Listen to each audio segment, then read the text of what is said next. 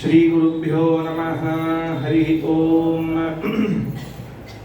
ಸಾಂದ್ರಾನಂದ ಪುರಂದರಾದಿ ದಿವಿಷದ್ ವೃಂದೈಃ ಅಮಂದಾದರಾತ್ ಆನಮ್ರೈಃ ಮುಕುಟೇಂದ್ರ ನೀಲಮಣಿಭಿಃ ಸಂದರ್ಶತೇಂದೀವರಂ ಸ್ವಚ್ಛಂದಂ ಮಕರಂದ ಮಂದರಗಲನ್ ಮಂದಾಕಿನಿ ಮೇದುರಂ ಶ್ರೀ ಗೋವಿಂದ ಪದಾರವಿಂದಮಶುಭ ಸ್ಕಂದಾಯ ವಂದಾಮಹೇ.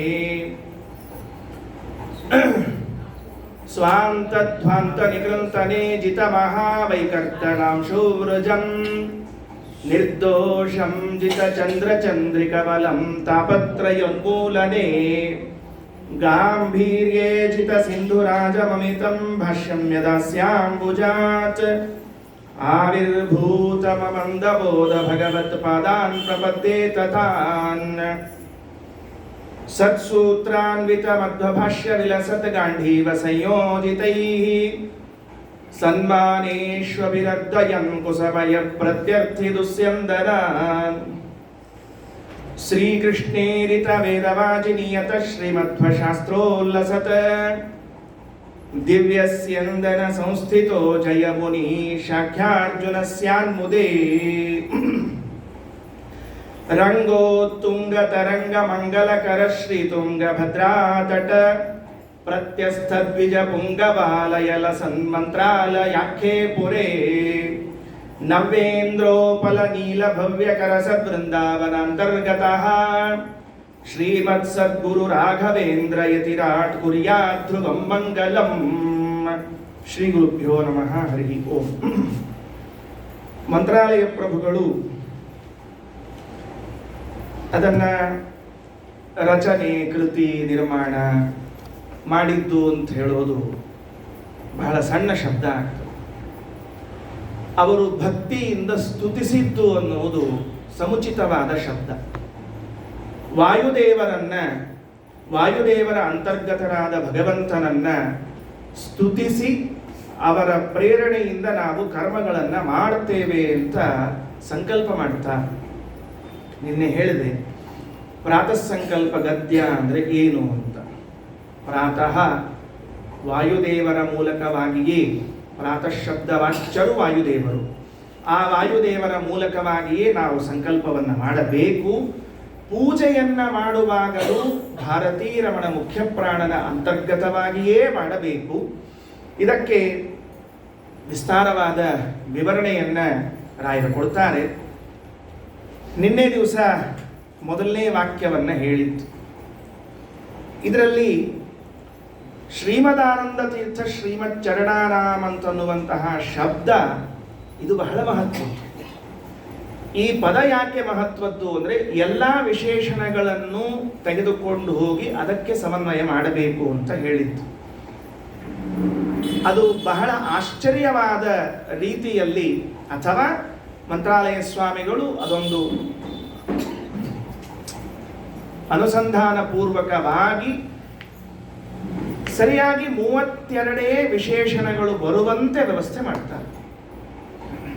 ವಾಯುದೇವರನ್ನ ಸ್ತೋತ್ರ ಮಾಡುವಾಗ ರಾಯರು ಸ್ತೋತ್ರ ಮಾಡಿದ್ದು 32 ವಿಶೇಷಣಗಳು.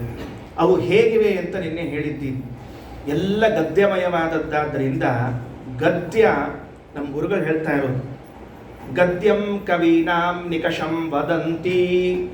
ಗದ್ಯ ಅಂದರೆ ಏನು ಅಂದರೆ ಪಂಡಿತರ ವರೆಗಲ್ಲು ಅಂತ ಹೇಳಬೇಕು. ಈಗ ಪಂಡಿತರು ಹೌದೋ ಅಲ್ಲೋ ಅಂತ ಗೊತ್ತಾಗಬೇಕಾದ್ರೆ ಅವನ ಗದ್ಯ ಭಾಗ ಎಷ್ಟು ಚೆನ್ನಾಗಿದೆ ಅಂತ. ಶ್ಲೋಕ ಆದರೆ ಯಾರು ಬೇಕಾದರೂ ಮಾಡಿ ಒಗಿಬೋದಂತ. ಅದು ಕಷ್ಟನೇ ಅದ, ಸುಮ್ಮನೆ ತಾತ್ಪರ್ಯ ಹೇಳಿದ್ದಷ್ಟೇ. ಹಂಗೆ ಎಲ್ಲರೂ ಶ್ಲೋಕ ಮಾಡ್ತೀವಿ ಅಂತ ಹೋಗೋದಿಲ್ಲ. ಆದರೂ ಶ್ಲೋಕವನ್ನು ಮಾಡುವಾಗ ಕೆಲವೊಂದು ಸರ್ತಿ ಅಕ್ಷರಗಳು ಕಡಿಮೆ ಬಿದ್ದರೆ ಏನರಾದರೆ ಚ ವೈ ತು ಹಿ ಅಂತ ಹೇಳಿ ಸೇರಿಸಿ ಮಾಡಿಬಿಡಬಹುದೇನೋ ಯಥಾಕಥಂಚಿತ್. ಆದರೆ ಗದ್ಯಂ ಕವೀನಾಂ ನಿಕಷಂ ವದಂತಿ ಅಂತ ಗದ್ಯ ಭಾಗ ವಾಕ್ಯಗಳಲ್ಲಿ ಸಂಯೋಜನೆ ಮಾಡುವುದಿದೆಯಲ್ಲ, ಇದು ವಿದ್ವಾಂಸರ ಹೊರಗಲ್ಲು. ಬುದ್ಧಿಶಕ್ತಿ ಎಷ್ಟಿದೆ ಅಂತ ಗೊತ್ತಾಗ್ತದಂತೆ. ನಮ್ಮಲ್ಲಿ ಸಂಸ್ಕೃತ ಸಾಹಿತ್ಯದಲ್ಲಿ ಬಾಣಭಟ್ಟ ಅಂತ ಒಬ್ಬನು ಬರ್ತಾನೆ. ಕಾದಂಬರಿ ಅಂತ ಒಂದು ಗ್ರಂಥ ಬರೆದಿದ್ದಾನೆ. ನನಗೆ ಸ್ವಲ್ಪ ದುಃಖ ಆಗ್ತಾ ಇದೆ, ಆದರೂ ನಿಮ್ಮ ಮುಂದೆ ಹೇಳ್ಕೊಂಡಿರ್ತೀನಿ. ಯಾಕಂದ್ರೆ ದುಃಖ ಆದಾಗ ನಿಮ್ಮ ಮುಂದೆ ಹೇಳ್ಕೊಂಡ್ರೆ ಕಡಿಮೆ ಆಗ್ತದೆ. ಈಗ ನಿಮಗಾದಾಗ ನನ್ನ ಹತ್ರ ಹೇಳ್ಕೊಂಡಿರ್ತೀರೋ ಇಲ್ಲೋ, ಮತ್ತು ನಾ ಯಾರ ಮುಂದೆ ಹೇಳ್ಕೊಳ್ಳಿ, ನಿಮ್ಮ ಹತ್ರನೇ ಹೇಳ್ಕೊಬೋದು. ಅದಕ್ಕೆ ದುಃಖ ಏನು ಅಂದರೆ ಈ ಗ್ರಂಥಗಳೆಲ್ಲ ಇವತ್ತಿನ ಪಾಠಶಾಲೆಗಳಲ್ಲಿ ಮೂಲೆ ಗುಂಪಾಗಿದೆ. ಕಾದಂಬರಿ, ನಮ್ಮ ಆಚಾರ್ಯರು ಕಾದಂಬರಿಯ ಬಗ್ಗೆ ಪಾಠ ಹೇಳಿ ದಶಕುಮಾರ ಚರಿತ ಅಂತಿದೆ. ದಶಕುಮಾರ ಚರಿತ, ಕಾದಂಬರಿ, ಸ್ವಪ್ನ ವಾಸವದತ್ತ, ವಾಸವದತ್ತ, ಸುಗಂಧು ಪ್ರಣೀತ ವಾಸವದತ್ತ, ಇವೆಲ್ಲ ಗ್ರಂಥಗಳನ್ನು ಪಾಠ ಹೇಳಬೇಕು. ಹೇಳುವಾಗ ಎಷ್ಟು ಎಚ್ಚರ ಹೇಳಬೇಕು ಅಂದರೆ ಕಾದಂಬರಿ ರಸಜ್ಞಾನ ಆಹಾರೋಪಿ ನರೋಚತೆ ಅಂತ ಒಂದು ವಾಕ್ಯ ಹೇಳಬೇಕು. ಫಸ್ಟ್ ಟೈಮ್ ಹೇಳಿದ್ರೆ ಅದು ಹಾಗೆ ಕೂತ್ಕೊಂಡಿದೆ ಕಿವಿಯಲ್ಲಿ. ಕಾದಂಬರಿ ರಸಜ್ಞಾನ ಆಹಾರೋಪಿ ನರೋಚತೆ. ಒಮ್ಮೆ ಕಾದಂಬರಿಯನ್ನ ಗದ್ಯವನ್ನ ಅಧ್ಯಯನ ಮಾಡ್ಲಿಕ್ಕೆ ಪ್ರಾರಂಭ ಮಾಡಿದರೆ ಅವನಿಗೆ ಊಟ ಸೇರೋದಿಲ್ಲ, ನಿದ್ದೆ ಸೇರೋದಿಲ್ಲ ಅಂತ, ಅಷ್ಟು ಚಂದ ಆದ ಗ್ರಂಥ ಅಂತ ಹೇಳಬೇಕು. ಒಂದು ವಾಕ್ಯ ಬರಿತಾನೆ. ಏನ್ ಬರಿತಾನೆ ಅಂದ್ರೆ, ಒಂದು ಮರ ಇತ್ತು ಅಂತ ಬರಿತಾನೆ ಕಾದಂಬರಿಕಾರ ಬಾಣಭಟ್ಟ. ಮರ ಇತ್ತು ಅಂತ ಹೇಳಲಿಕ್ಕೆ 2.5 ಪುಟ ತಗೊಳ್ತಾನೆ. ಏನಿಲ್ಲ, ಒಂದು ಮರ ಇತ್ತು, ಆ ಮರದ ಮೇಲೆ ಒಂದು ಗಿಳಿ ಇತ್ತು ಅಂತ ಬರಿಬೇಕಾಗಿದೆ ಅವನಿಗೆ. ಆ ಮರ ಇತ್ತು ಅನ್ಲಿಕ್ಕೆ 2 ಪುಟ 2.5 ಪುಟ ತಗೊಳ್ತೀನಿ. ನೀವು ಗಿಡ ಇತ್ತು ಅಂತ ವರ್ಣಿಸ್ರಿ ಅಂತ ನಿಮ್ಗೆ ಕೊಟ್ಟೆ ಅಂತ ಇಟ್ಕೊಳ್ಳಿ. ಬರೀರಿ ಅಂತ ಹೇಳಿದ್ವಿ ಅಂತ ಇಟ್ಕೊಳ್ರಿ. ಹೆಂಗೆ ಬರೀತೀರಿ ಹೇಳಿ? ಯಾರೊಬ್ಬ ಶಾಲೆಗೆ ಹೇಳಿದ್ರಂತ, ಹುಲ್ಲು ತಿನ್ನೋ ಆಕಳ ಚಿತ್ರ ತೆಗಿ ಅಂತ ಹೇಳಿದ್ರಂತ ಆ ಹುಡುಗರು. ತೆಗೆದ್ರಿ ಅವ್ನು ಒಂದು ಪೇಪರ್ ಇತ್ತು, ದೊಡ್ಡ ಪೇಪರು, ಹುಲ್ಲು ತಿನ್ನುವ ಆಕಳ ಚಿತ್ರ ಅಂತ ತೆಗಿ ಅಂದ್ರು. ಬಂದ ಮಾಸ್ತರ್ ನೋಡಿದ್ರು, ಖಾಲಿ ಪೇಪರ್ ಇತ್ತು. ಆ ಮಾಸ್ತರ್ ಅಂದ್ರು, ಅಲ್ಲೋ ತಮ್ಮ ನಿನಗೆ ಏನು ಹೇಳಿದ್ದೆ, ನೀ ಏನು ಮಾಡ್ಲಿಕ್ಕತ್ತಿ, ಎಲ್ಲದ ಹುಲ್ಲು ತಿನ್ನೋ ಆಕಳ ಅಂದ್ರು. ಸರೇ ಸ್ವಲ್ಪ ಕಾಮನ್ ಸೆನ್ಸ್ ಬೇಕು ಬೇಡ್ರಿ ಅಂದ. ಏನು ಹುಲ್ಲು ಯಾಕೆ ಇಲ್ಲಿ ಹೇಳ್ರಿ ಅಂದ. ಯಾಕ? ಆಕಳ ತಿಂದದ ಅಂದ. ಅದಕ್ಕೆ ಹುಲ್ಲು ಇಲ್ಲ ಅಂದ. ಹೌದು, ಹುಲ್ಲು ತಿಂದದ ಕರೆಕ್ಟು, ಆಕಳ ಇರ್ಬೇಕಲ್ಲ, ತಿಂದ್ಮೇಲೆ ಇಲ್ಲೇ ಕೊಡ್ತಾರೆ ಸರ್. ಮರವನ್ನ ವರ್ಣಿಸ್ರಿ ಅಂದ್ರೆ ನಮಗೆ ಆಗೋದಿಲ್ಲ. ಯಾಕೆ ಇದನ್ನು ಹೇಳಿದ್ದೇನೆ ಅಂದ್ರೆ, ಸಂಸ್ಕೃತ ಸಾಹಿತ್ಯ ಬಹಳ ವಿಸ್ತಾರವಾದ್ದು, ವಿಶಾಲವಾದದ್ದು, ನಾವು ಅರ್ಥ ಮಾಡಿಕೊಳ್ಳಿಕ್ಕೆ ಆಗೋದಿಲ್ಲ. ಅದರಲ್ಲಿ ಒಂದು ಕೃತಿ ನಮ್ಮ ರಾಯರದ್ದು ಏನು ಅಂದ್ರೆ ಪ್ರಾತಃ ಸಂಕಲ್ಪ ಗದ್ಯ. ಬಹಳ ಚೆನ್ನಾಗಿ ದೀರ್ಘವಾದ ವಾಕ್ಯಗಳೆಲ್ಲವೂ ಸೇರಿಕೊಂಡು ಲೌಕಿಕ ವೈದಿಕ ಭೇದ ಭಿನ್ನ ವರ್ಣಾತ್ಮಕ ಧ್ವನ್ಯಾತ್ಮಕ ಅಶೇಷ ಶಬ್ದಾರ್ಥ ಋಗಾದಿ ಸರ್ವ ವೇದಾರ್ಥ ವಿಷ್ಣು ಮಂತ್ರಾರ್ಥ ಪುರುಷ ಸೂಕ್ತಾರ್ಥ ಗಾಯತ್ರ್ಯರ್ಥ ವಾಸುದೇವ ದ್ವಾದಶಾಕ್ಷರ ಮಂತ್ರಾರ್ಥ ವಾಸುದೇವ ದ್ವಾದಶಾಕ್ಷರ ಮಂತ್ರಾಂತರ್ಗತ ಆದ್ಯ ಅಷ್ಟಾಕ್ಷರಾರ್ಥ ನಾರಾಯಣ ಮಂತ್ರಾರ್ಥ ಅಂತ್ಯ ಚತುರಕ್ಷರಾರ್ಥ ವ್ಯಾಹೃತ್ಯರ್ಥ ಮಾತೃಕಾ ಮಂತ್ರಾರ್ಥ ಪ್ರಣವೋಪಾಸಕಾನಾಂ. ಒಂದು ವಾಕ್ಯ ಸ್ವಲ್ಪ ವಿವರಣೆ ಕೊಟ್ಟಿದ್ದೆ, ಇವತ್ತು ಅದನ್ನು ಸಂಕ್ಷೇಪ ಮಾಡಿ ಮುಂದೆ ಹೋಗ್ತೀನಿ. ಯಾಕಂದ್ರೆ ಇನ್ನು ಆಯೋಜಕರಿಗೆ ಹೇಳಿರ್ತೀನಿ, 8 ದಿವಸದಾಗ ಮುಗಿದ್ರೆ ಮುಗಿಸ್ತೀನಿ, ಇಲ್ಲೇ ಇದ್ರೆ ಇಲ್ಲ, ಅಷ್ಟೇ ವಿಷಯ. ಸಂತೋಷ, ರಾಯರದೇ ಪರಿಣಾಮ ಮಾಡಿ, ನಾವ್ಯಾಕೆ ಬೇಡ ನೋಡಂತ. ಈ ಒಂದು ವಾರದಲ್ಲಿ ಆಗಬಹುದು ಅಂತ ಇಟ್ಕೊಂಡಿದ್ದೇನೆ, ಆದರೆ ಸರಿ ಇಲ್ಲದೆ ಇದ್ದು ಸರಿ, ಹೆಂಗೂ ಸರಿ.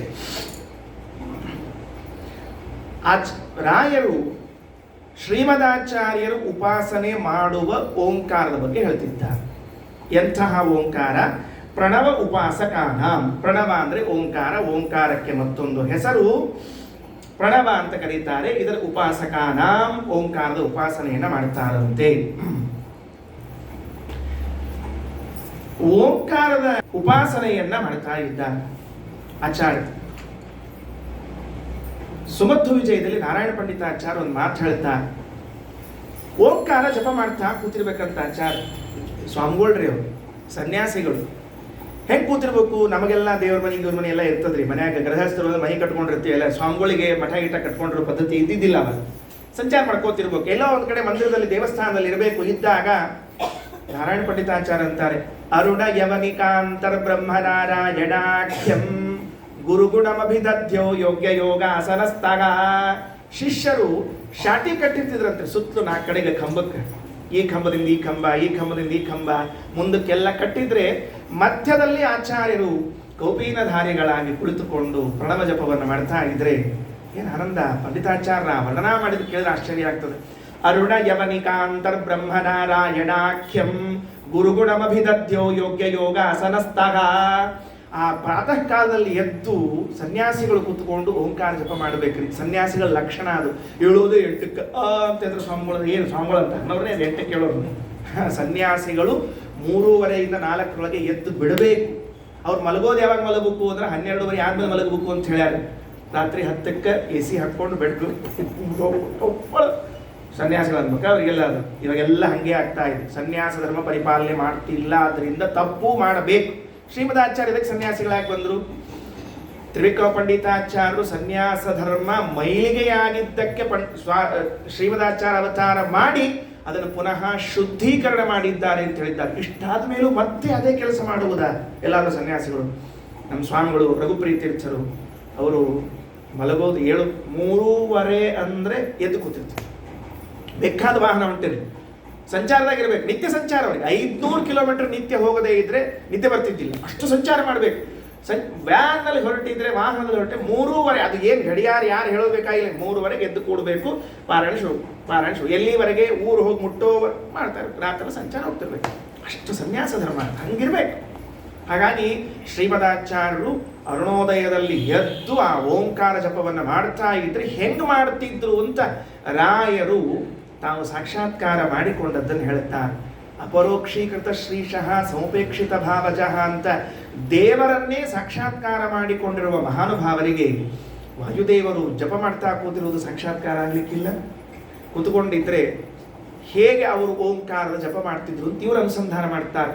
ಲೌಕಿಕ ವೈದಿಕ ಭೇದ ಭಿನ್ನ ವರ್ಣಾತ್ಮಕ ಧ್ವನ್ಯಾತ್ಮಕ ಅಶೇಷ ಶಬ್ದಾರ್ಥ ಋಗಾದಿ ಸರ್ವ ವೇದಾರ್ಥ ವಿಷ್ಣು ಮಂತ್ರಾರ್ಥ ಪುರುಷ ಸೂಕ್ತಾರ್ಥ ಗಾಯತ್ರ್ಯರ್ಥ ವಾಸುದೇವ ದ್ವಾದಶಾಕ್ಷರ ಮಂತ್ರಾರ್ಥ ವಾಸುದೇವ ದ್ವಾದಶಾಕ್ಷರ ಮಂತ್ರಾಂತರ್ಗತ ಆದ್ಯ ಅಷ್ಟಾಕ್ಷರಾರ್ಥ ನಾರಾಯಣ ಮಂತ್ರಾರ್ಥ ಅಂತ್ಯ ಚತುರಕ್ಷರಾರ್ಥ ವ್ಯಾಹೃತ್ಯರ್ಥ ಮಾತೃಕಾ ಮಂತ್ರಾರ್ಥ ಪ್ರಣವೋಪಾಸಕಾನಾಂ. ಹೀಗೆ ಓಂಕಾರವನ್ನು ಜಪಿಸುತ್ತಿದ್ದರು. ಯಾರು? ಶ್ರೀಮದಾಚಾರ್ಯರು ಅಂತ. ಯಾರು ಹೇಳೋರು? ಮಂತ್ರಾಲಯ ಸ್ವಾಮಿಗಳು ಹೇಳಬೇಕು. ಲೌಕಿಕ ವೈದಿಕ ಭೇದ ಭಿನ್ನ ವರ್ಣಾತ್ಮಕ ಧ್ವನ್ಯಾತ್ಮಕ ಶಬ್ದಗಳು ಎಷ್ಟಿವೆ ನೋಡ್ರಿ. ಓಂಕಾರ ಅದರ ವಿಸ್ತಾರವೇ ಎಲ್ಲ ಶಬ್ದಗಳು ನಮ್ಮ ಸಿದ್ಧಾಂತದಲ್ಲಿ. ಓಂಕಾರದ ವಿಸ್ತಾರ ಇವತ್ತೇನು ನಾವು ಲೌಕಿಕದಲ್ಲಿ ಮಾತಾಡ್ತೀವೋ ಅಥವಾ ವೈದಿಕದಲ್ಲಿ ಮಾತಾಡ್ತೀವೋ, ಏನು ಮಾತಾಡ್ತೀವೋ ಒಟ್ಟಾರೆ ಇದೆಲ್ಲವೂ ಕೂಡ ಏನು ಅಂತ ಕೇಳಿದ್ರೆ ಓಂಕಾರದ ವಿಸ್ತಾರ. ಯಾಕೆ ಓಂಕಾರದ ವಿಸ್ತಾರ? ಅದು ಓಂಕಾರ ಹೇಗೆ ಬೆಳೆದು ಬಂತು ಅಂತ ಗೊತ್ತಾದಾಗ ಓಂಕಾರದ ವಿಸ್ತಾರ ಏನು ಅಂತ ತಿಳಿತದೆ. ರಾಯರಂತಾರೆ ಲೌಕಿಕ ವೈದಿಕ, ಲೋಕದಲ್ಲಿ ಮಾತಾಡುವಂತಹ ಶಬ್ದಗಳಿರಬಹುದು ಅಥವಾ ವೇದದಲ್ಲಿ ಹೇಳಿರುವ ಶಬ್ದಗಳಿರಬಹುದು. ಅದರಲ್ಲೂ ಮತ್ತೆ 2 ವರ್ಣಾತ್ಮಕ ಧ್ವನ್ಯಾತ್ಮಕ ಅಂತ 2 ಶಬ್ದಗಳು. ವರ್ಣಾತ್ಮಕ ಶಬ್ದ ಅಂದರೆ ಯಾವ ಧ್ವನಿಯನ್ನು ನಾವು ಆಲಿಸಿದಾಗ ಅಕ್ಷರಗಳು ನಮ್ಮ ಕಿವಿಗೆ ಬಿದ್ದಂತೆ ಭಾಸವಾಗ್ತದೋ ಅವುಗಳನ್ನು ನಾವು ವರ್ಣಾತ್ಮಕ ಶಬ್ದ ಅಂತ ಕರೀತೇವೆ. ಯಾವುದನ್ನು ಕೇಳಿದಾಗ ವರ್ಣಗಳ ನೆನಪು ಬರುವುದಿಲ್ಲ, ಕೇವಲ ಧ್ವನಿ ಬರ್ತದೋ ಅದನ್ನು ಧ್ವನ್ಯಾತ್ಮಕ ಅಂತ ಕರೀತಾರೆ. ನೆನಪಿಟ್ಟುಕೊಳ್ಳ್ರಿ. ಯಾಕೆ ಈ ಮಾತು ಹೇಳ್ತಿದ್ದೀನಿ ಅಂದರೆ ವರ್ಣಗಳು ಅನ್ನೋದ್ರಲ್ಲಿ 2 ಭಾಗ ಮಾಡಿ ಬರುವುದಿಲ್ಲ. ಯಾಕೆ? ವರ್ಣ ಅಷ್ಟೇ. ಹಾಗಾದರೆ 2 ಭಾಗ ಹೇಗೆ ಹೇಳಿದ್ರೆ ಈ ಧ್ವನ್ಯಾತ್ಮಕ ವರ್ಣಾತ್ಮಕ ಅಂತ ಕೇಳಿದ್ರೆ, ಯಾವ ಧ್ವನಿಯನ್ನ ಕೇಳಿದಾಗ ನಿಮಗೆ ಇವು ಅಕ್ಷರಗಳು ಅಂತ ಅನಿಸುತ್ತೋ ಅದು ವರ್ಣಾತ್ಮಕ. ಯಾವ ಧ್ವನಿಯನ್ನ ಕೇಳಿಸಿದಾಗ ನಿಮಗೆ ಅಕ್ಷರಗಳ ನೆನಪು ಬರುವುದಿಲ್ಲ ಅದು ಧ್ವನ್ಯಾತ್ಮಕ. ಕೋಗಿಲೆ ಕೂಗ್ತದೆ, ಕೂಹು ಕೂಹು ಕೂಹು, ಅದು ಯಾವ ಅಕ್ಷರಗಳು ನೆನಪಿಗೆ ಬರೋದಿಲ್ಲ. ನಾನು ಮಾತನಾಡ್ತಾ ಇರುವಾಗ ನಿಮಗೆ ಅಕ್ಷರಗಳು ನೆನಪಿಗೆ ಬರ್ಲಿಕ್ಕೆ ಶುರುವಾಗ್ತದೆ. ಹಾಗಾದ್ರೆ ನಾನು ಮಾತನಾಡಿದ್ದು ವರ್ಣಾತ್ಮಕ. ಕೋಗಿಲೆ ಬಿಟ್ಬಿಡ್ರಿ. ಹಲ್ಲಿ ಅದು ಲಚುಗುಡ್ತದಲ್ಲ ಅದು ಧ್ವನ್ಯಾತ್ಮಕ. ಸಮುದ್ರ ಬಂದು ರಪ್ ಅಂತ ಬಡಿತದಲ್ಲ ಅದು ಧ್ವನ್ಯಾತ್ಮಕ. ಗಾಳಿ ಬೀಸುವಾಗ ಸ್ವೀ ಅಂತ ಶಬ್ದ ಬರ್ತದಲ್ಲ ಅದು ಧ್ವನ್ಯಾತ್ಮಕ. ಈ ವರ್ಣಾತ್ಮಕವಾದ ಧ್ವನ್ಯಾತ್ಮಕವಾದ ವೈದಿಕವಾಗಿರಬಹುದು ಅಥವಾ ಲೌಕಿಕವಾಗಿರಬಹುದು ಎಲ್ಲ ಶಬ್ದಗಳು ಲೌಕಿಕ ವೈದಿಕ ಭೇದ ಭಿನ್ನ ವರ್ಣಾತ್ಮಕ ಧ್ವನ್ಯಾತ್ಮಕ ಅಶೇಷ ಶಬ್ದ ಅರ್ಥ. ಎಲ್ಲ ಶಬ್ದಗಳ ಅರ್ಥ ಯಾರು ಅಂದರೆ ಭಗವಂತ. ಏನು ಆಶ್ಚರ್ಯ ಅಲ್ಲ? ಇದನ್ನು ಹೇಳಿಕೊಟ್ಟು ಶ್ರೀಮದಾಚಾರ್ಯ ಇದನ್ನು ಹೇಳಿಕೊಟ್ಟದ್ದು ಐತರೇಯ ಉಪನಿಷತ್ತು. ಐತರೇಯ ಉಪನಿಷತ್ತಿನ ಭಾಷ್ಯದಲ್ಲಿ ಶ್ರೀಮದಾಚಾರ್ಯ ಹೇಳಿದ ಮಾತನ್ನ ರಾಯರು ಸಂಗ್ರಹ ಮಾಡಿ ಹೇಳುತ್ತಾರೆ. ಲೋಕದಲ್ಲಿ ಯಾವ ಶಬ್ದ ಧ್ವನ್ಯಾತ್ಮಕ ಇರಲಿ ಭಗವಂತನ ಹೇಳ್ತದೆ, ವರ್ಣಾತ್ಮಕ ಇರಲಿ ಭಗವಂತನ ಹೇಳ್ತದೆ. ನಮ್ಗೊಬ್ಬರು ಹಿರಿಯರು ವಿದ್ವಾಂಸರು ಹೇಳ್ತಿರ್ಬೇಕು, ತುಂಬ ಚೆನ್ನಾಗಿ ಹೇಳ್ತಿರ್ಬೇಕು. ಏನು ಅಂದರೆ ಗೋಡೆಯ ಮೇಲೆ, ಅದು ಆಚಾರ್ಯ ಹೇಳಿದ ಮಾತೆ ಅವರು ತಿಳಿಸುವಾಗ ಚೆನ್ನಾಗಿ ಹೇಳ್ತಿರ್ಬೇಕು. ಗೋಡೆಯ ಮೇಲಿನ ಹಲ್ಲಿ, ಈ ಹಲ್ಲಿ ಅದಕ್ಕೆ ಗ್ರಹ ಗೋಧ ಅಂತ ಕರೀತಾರೆ ಸಂಸ್ಕೃತದಲ್ಲಿ. ಹಲ್ಲಿಗೆ ಏನು ಕರೀತಾರೆ? ಗೋಧ, ಮಹಾಪ್ರಾಣ, ಗ್ರಹ ಗೋಧ. ಅದು ಹಲ್ಲಿ ಲಚಗುಡ್ತದಂತೆ ಅಂತದಂತೆ. ಅದರ ಅರ್ಥ ಏನು? ಅದಕ್ಕೂ ಒಂದು ಅರ್ಥ ಇದೆ ಅಂತ ಶ್ರೀಮದಾಚಾರ್ಯ ಐತರೇಯ ಭಾಷೆಯಲ್ಲಿ ಹೇಳುವಾಗ, ಕರ್ಮನಿರ್ಣಯದಲ್ಲಿ ಹೇಳುವಾಗಲೂ ಹೇಳ್ತಾರೆ ಅದಕ್ಕೂ ಒಂದು ಅರ್ಥ ಇದೆ. ಏನು ಅಂದರೆ ನೋಡ್ರಿ, ನಾವು ಮಾತಾಡ್ತಾ ಇರ್ತೇವೆ, ಯಾವುದೋ ಒಂದು ನ್ಯೂಸ್ ಕೇಳಿಬಿಡ್ತೀವಿ, ಅಲ್ಲಿ ನಮಗೆ ಇನ್ನು ಮುಂದೆ ಮಾತಾಡ್ಲಿಕ್ಕೆ ಆಗೋದಿಲ್ಲ, ಆವಾಗ ಹಂಗಾಗಬಾರ್ದಾಗಿತ್ತು ಅಂತೀವಿ. ಹಾಗಾದರೆ ಯಾವುದೋ ವಿಷಯವನ್ನ ಮಾತಾಡ್ತಾ ಇಲ್ಲಿ ನನ್ನ ಶಬ್ದ ಕೆಲಸಕ್ಕೆ ಬರುವುದಿಲ್ಲ, ಶಬ್ದ ಮೀರಿತು ಅಂತ ಅನಿಸಿದಾಗ ನಾನೇನ್ ಮಾಡ್ತೀನಿ? ಲಚಗುಡುತ್ತೇನೆ. ಹಾಗಾದ್ರೆ ಹಲ್ಲಿ ಲೊಚಗುಟ್ಟಿ ಏನು ಹೇಳಲಿಕ್ಕತ್ತದ ಅಂದ್ರೆ ಭಗವಂತ ನಿನ್ನ ಶಬ್ದಕ್ಕೆ ನಿಲುಕುವನಲ್ಲ, ನೀನು ಹಲ್ಲಿಯಂತೆ ಲೊಚಗುಟ್ಟಬೇಕಾಗುತ್ತದೆ ಅಂತ ತಿಳಿಸ್ತಾ ಇದ್ದಷ್ಟೇ. ಕೆಲಸ ನಿಂದೇ ನಡೆಯಂಗಿಲ್ಲ, ಮುಗಿತ್ ನಿನ್ನ ಕಾರ್ಯಕ್ರಮ. ಯಥೋ ವಾಚೋ ನಿವರ್ತಂತೆ ಅಪ್ರಾಪ್ಯ ಮನಸಾ ಸಹ. ಆದ್ದರಿಂದ ಲೌಕಿಕ ವೈದಿಕ ಭೇದ ಭಿನ್ನ ವರ್ಣಾತ್ಮಕ ಧ್ವನ್ಯಾತ್ಮಕ ಅಶೇಷ ಶಬ್ದಾರ್ಥ. ಲೌಕಿಕವಾದ ಶಬ್ದಗಳು 108, 1008, ಲಕ್ಷಾವಧಿ. ವೈದಿಕವಾದ ಶಬ್ದಗಳು ಬಹಳಷ್ಟು ಶಬ್ದಗಳು. ಇವೆಲ್ಲವೂ ಭಗವಂತನನ್ನೇ ತಿಳಿಸುವಂತಹದ್ದು. ಅದರ ಮುಂದೆ ಆಚಾರ್ಯರು ಐತರೇಯ ಉಪನಿಷತ್ತಿನ ಭಾಷ್ಯದಲ್ಲಿ ಹೇಳುವಾಗ ಒಂದು ಮಾತು, ಕೊನೆಗೊಂದು ಮಾತಂತ. ಈ ಶ್ಲೋಕವನ್ನ ನಾನು ನಿಮ್ಮೆಲ್ಲರಿಗೂ, ಪಾಠದವರಿಗೆಲ್ಲರಿಗೂ ನಾಳೆ ಹೇಳ್ತೀನಿ. ನಿತ್ಯ ದೇವರ ಪೂಜೆ ಮುಗಿದಾಗ ಈ ಶ್ಲೋಕ ಹೇಳಬೇಕು. ವಾಸ್ತವದಲ್ಲಿ ಘಂಟಾನಾದ ಮಾಡುವಾಗ ಈ ಶ್ಲೋಕ ಹೇಳಬೇಕು ಅಂತ ಹಿರಿಯರು ಹೇಳ್ತಿದ್ರು. ಆಚಾರ್ಯ ಹೇಳ್ತಾರಂತೆ ಐತರೇಯ ಉಪನಿಷತ್ತಿನ ಕೊನೆಯಲ್ಲಿ, ಸರ್ವೈಶ್ಚ ವೈದಿಕ ಪದೈರಪಿ ಲೋಕ ಶಬ್ದೈಹಿ. ಇಲ್ಲೇನು ರಾಯರು ಬರ್ದಾರಲ್ಲ ಅದಲ್ಲಿದೆ. ಸರ್ವೈಶ್ಚ ವೈದಿಕ ಪದೈರಪಿ ಲೋಕ ಶಬ್ದೈಹಿ ಮೇಘಾಗ್ನಿವಾರಿಧಿ ತಲಾದಿರವೈಶ್ಚ ಸರ್ವೈಹಿ ಏಕೋಭಿಧೇಯ ಪರಿಪೂರ್ಣ ಗುಣ ಪ್ರಿಯೋಲಂ ನಾರಾಯಣೋ ಮಮ ಸದೈವ ಸುತುಷ್ಟಿಮೇತು. ರಾಯರು ಏನಂದಿದ್ದಾರೆ ಅದು ಆಚಾರ್ಯರ ಮಾತು. ಏನಂತಾರೆ? ಸರ್ವೈಶ್ಚ ವೈದಿಕ ಪದೈಹಿ. ನಾವು ದೇವರಿಗೆ ಜಾಗೃತಿ, ಘಂಟಿ, ಶಂಖನಾದ ಏನೇನೋ ಮಾಡ್ತಿರುವಾಗ ಅಥವಾ ಪೂಜೆ ಹೇಳ್ಬೇಕು ಸ್ವಾಮಿ. ಸರ್ವೈಶ್ಚ ವೈದಿಕ ಪದೈಹಿ ಅಪಿ ಲೋಕ ಶಬ್ದೈಹಿ. ಎಲ್ಲ ಲೋಕದಲ್ಲಿದ್ದ ಶಬ್ದಗಳು, ವೇದದಲ್ಲಿದ್ದ ಶಬ್ದಗಳು. ಮೇಘ ಅಗ್ನಿ ವಾರಿಧಿ ತಲಾದಿ ರವೈಶ್ಚ. ಮೋಡ ಗುಡುಗಿದಾಗ ಮತ್ತೆ ಸಮುದ್ರ ಗುಡುಗಿದಾಗ ಅಥವಾ ಮತ್ತಿನ್ನೇನು ವಾರಿಧಿ ಸಮುದ್ರ ಅಗ್ನಿ ಚಟ ಚಟ ಅಂತ ಶಬ್ದ ಮಾಡಿದಾಗ ಎಲ್ಲ ಶಬ್ದಗಳಿಂದಲೂ ಸರ್ವೈಶ್ಚ ಸರ್ವರಿಂದಲೂ ಏಕಃ ಅಭಿಧೇಯ ನೀನೊಬ್ಬನೇ ಕರೆಸಿಕೊಳ್ಳುವನು ಪರಿಪೂರ್ಣ ಗುಣ. ಯಾಕೆಂದ್ರೆ ಅಷ್ಟೆಲ್ಲ ಶಬ್ದಗಳು ಭಗವಂತನ ಒಂದೊಂದು ಗುಣಗಳನ್ನು ಹೇಳ್ತದೆ. ಆ ಗುಣವುಳ್ಳವನು ನೀನಾದ್ರಿಂದ ಪ್ರಿಯ ಅಲಂ ನಾರಾಯಣ ಮಮ ಸದೈವ ಸುತುಷ್ಟಿಮೇತು ಅಂತ ಐತರೇಯ ಉಪನಿಷತ್ತಿನ ಕೊನೆಯ ಮಂಗಳಾಚರಣ. ಮನೆಗೆ ಹೋಗಿ ಪುಸ್ತಕ ತೆಗೆದು ನೋಡ್ಕೊಳ್ರಿ, ಸಿಗುತ್ತದೆ. ನಾನು ಹೇಳಬೇಕಾದ ಅವಶ್ಯಕತೆಯೂ ಇಲ್ಲ. ಐತರೇಯ ಉಪನಿಷತ್ತಿನ ಕೊನೆಯ ಮಂಗಳಾಚರಣ ಇದು. ಅದರ ಮುಗಿದ ಮೇಲೆ ಯಸ್ಯತ್ರೇಣಿ ನುದಿತಾನಿ ಅಂತ ಪ್ರಾರಂಭ ಆಗ್ತದೆ. ಇಲ್ಲಿ ಅಂತೂ ಯಾಕೆ ಹೇಳಿದೆ? ರಾಯರು ಲೌಕಿಕ ವೈದಿಕ ಭೇದ ಭಿನ್ನ ವರ್ಣಾತ್ಮಕ ಧ್ವನ್ಯಾತ್ಮಕ ಅಶೇಷ ಶಬ್ದಾರ್ಥ.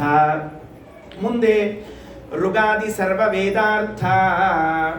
4 ವೇದಗಳ ಅರ್ಥ ಏನಾಗಿದ್ದಾನೆ? ಪರಮಾತ್ಮನಾಗಿದ್ದಾನೆ. ಅಲ್ರಿ 4 ವೇದಗಳು, 4 ಅಂದ್ರೆ 4 ಅಲ್ಲವ, ಅನಂತವ. ಅನಂತ ಅಂತ ಹೇಳಿದ ಕೂಡಲೇ ನಮಗೊಂದು ಗೊತ್ತಾಗ್ತದ್ರಿ, ಎಲ್ಲಿ ಇವ್ರಿಗೇನು ಹೇಳಿಕ್ ಬರಂಗಿಲ್ಲ, ಅಲ್ಲಿ ಅನಂತ ಅಂದಿರ್ತಾರೆ ಇವರು ಅಂತ ಅನ್ಕೊಂಡ್ಬಿಟ್ಟಿರ್ತೀವಿ ನಾವು.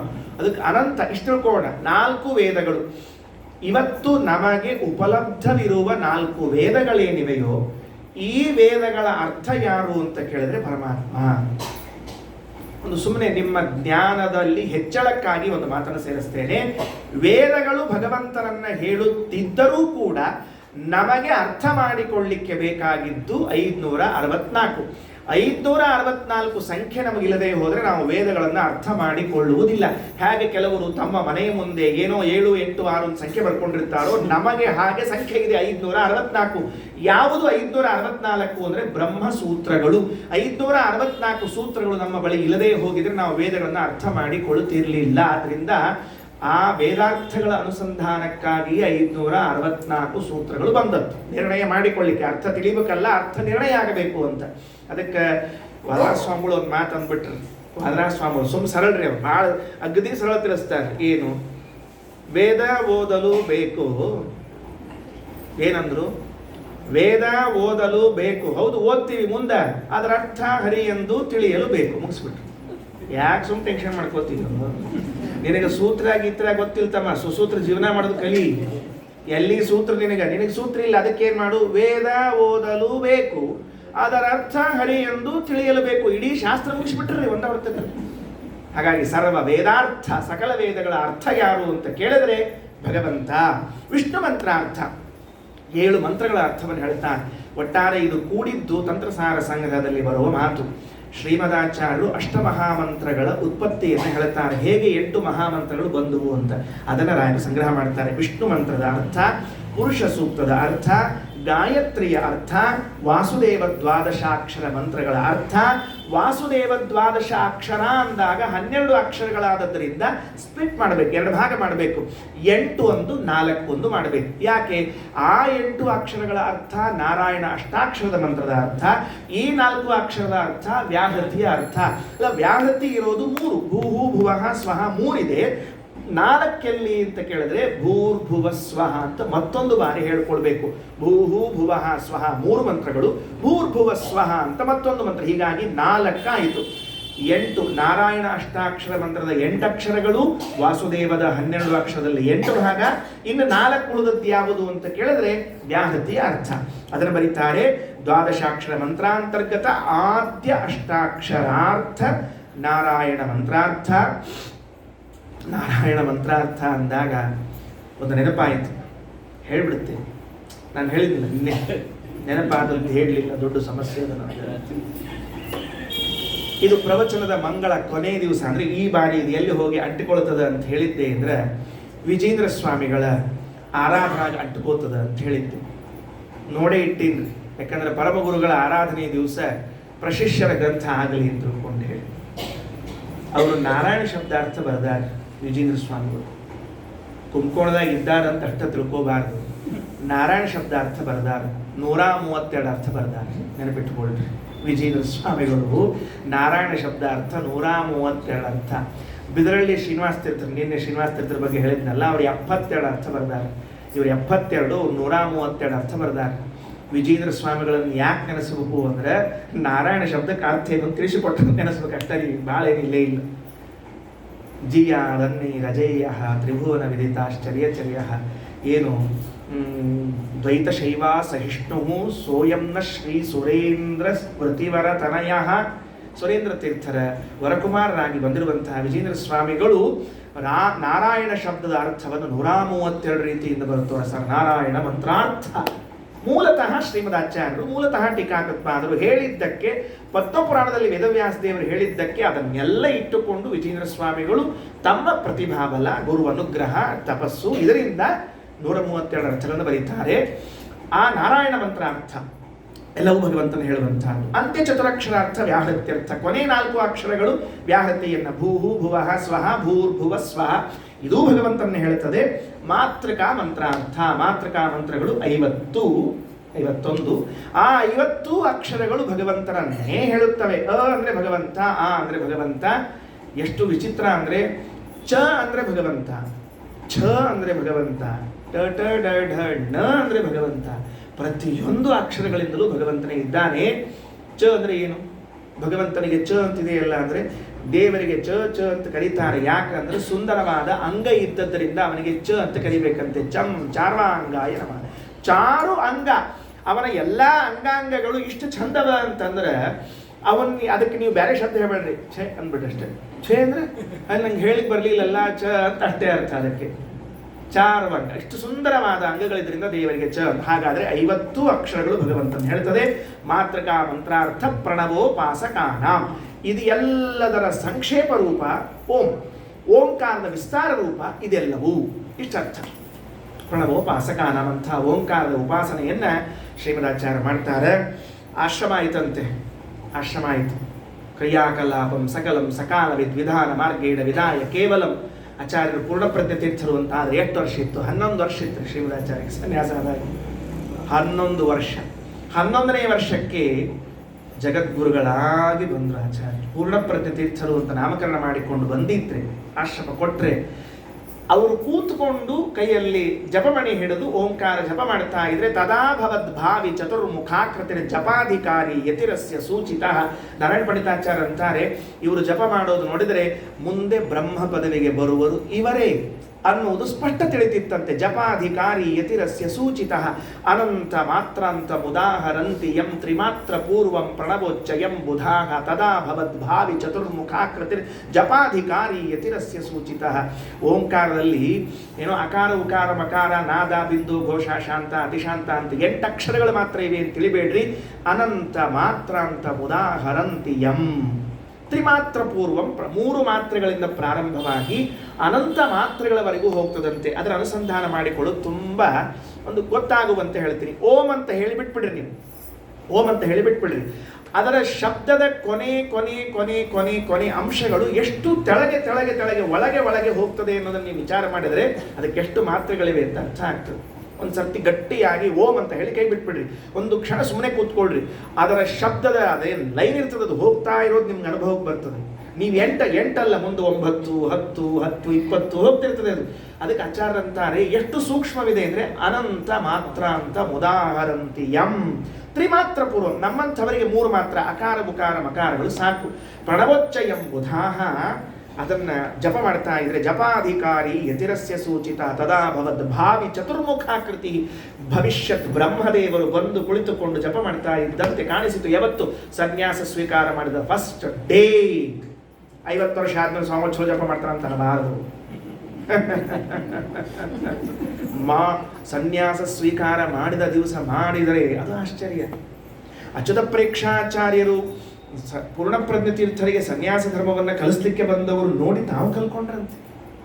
ಗುರುಗಳು ಶಿಷ್ಯನಿಗೆ ಸನ್ಯಾಸಿಗಳು ಹೀಗಿರಬೇಕು ಅಂತ ಹೇಳಿಕೊಡ್ಲಿಕ್ಕೆ ಬಂದವರು ನಾನು ಹೀಗಿರಬೇಕಲ್ಲ ಅಂತ ಅನುಸಂಧಾನ ಮಾಡಿಕೊಳ್ಳುವಷ್ಟು ಚೆನ್ನಾಗಿ ಸನ್ಯಾಸ ಧರ್ಮ ಪರಿಪಾಲನೆ ಮಾಡಿದವರು ನಮ್ಮ ಆಚಾರ್ಯ. ಅದಕ್ಕೆ ರಾಯರು ಪ್ರಣವೋಪಾಸಕಾನ. ಇನ್ನು ಎರಡನೇ ಮಾತು, ಎರಡನೇ ಅಂಶ ಏನು?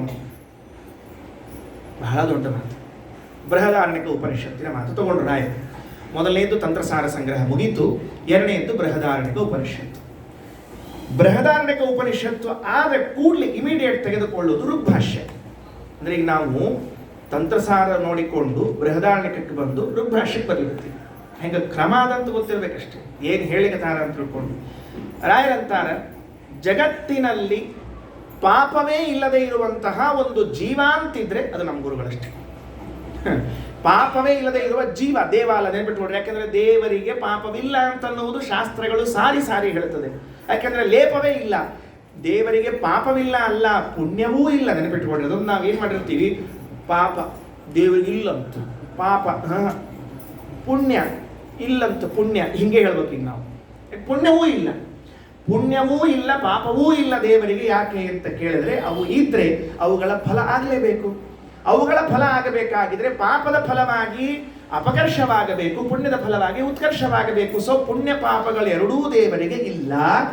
ಟೀಕಾಕೃತ್ಪಾದರು ಚಿಂತಾ ಸಂತಾಪ ಲೇಪೋದ್ಭವ ಮೃತಿ ಮುಖರ ಶೇಷ ದೋಷಾತಿ ದೂರಂ ಅಂತ ಹೇಳುವಾಗ ಲೇಪಃ ಅನ್ನೋ ಶಬ್ದಕ್ಕೆ ವ್ಯಾಸರಾಜರು ಚಂದ್ರಿಕೆಯಲ್ಲಿ ಪುಣ್ಯ ಪಾಪ ಸಂಬಂಧ ಅಂತ ಬರೀತಾರೆ. ವ್ಯಾಸರಾಜರು ಹೇಳುವಾಗ ಪುಣ್ಯ ಪಾಪಗಳ ಸಂಬಂಧವೇ ಇಲ್ಲವಲ್ರಿ ದೇವರಿಗೆ. ಹಾಗಾಗಿ ಭಗವಂತನಿಗೆ ಪಾಪ ಇಲ್ಲ, ಸಮಸ್ಯೆ ಇಲ್ಲ. ಮಹಾಲಕ್ಷ್ಮಿಗೂ ಸಂಬಂಧ ಇಲ್ಲ. ಯಾಕಂದ್ರೆ ಭಗವಂತ ಹೇಳಿದಂಗೆ ಲಕ್ಷ್ಮೀದೇವಿ ಹೇಳೋದಟ್ಟ. ವ್ಯತ್ಯಾಸ ಏನೋ ಗುಣಗಳಲ್ಲಿ ವ್ಯತ್ಯಾಸ, ಉಳಿದದ್ದೆಲ್ಲ ದೇಶತಃ ಕಾಲತಃ ಸಮ. ಹೀಗಿರುವಾಗ ಇನ್ನು ನಾವು ಉಳ್ಕೊಂಡ್ವಿ, ಒಂದು ದೇವ ಒಂದು ಜೀವ. ನಾನು ಹೇಳ್ತಿರ್ತೀನಿ ಪಾಠದಲ್ಲಿ ಹೇಳುವಾಗ, ಇಬ್ಬರಲ್ಲೂ ವದಲ್ಲಿ ಅವ ದೇವ ಇವ ಜೀವ. ಲಕ್ಷ್ಯ ಬರೋದಿಲ್ಲ, ಇಬ್ಬರಿಗೂ ವದ ಅನ್ನೋದು ಕಲ್ಪನಾ ಬರೋದಿಲ್ಲ ನಮಗೆ. ಅವನು ದೇವ ಇವನು ಜೀವ.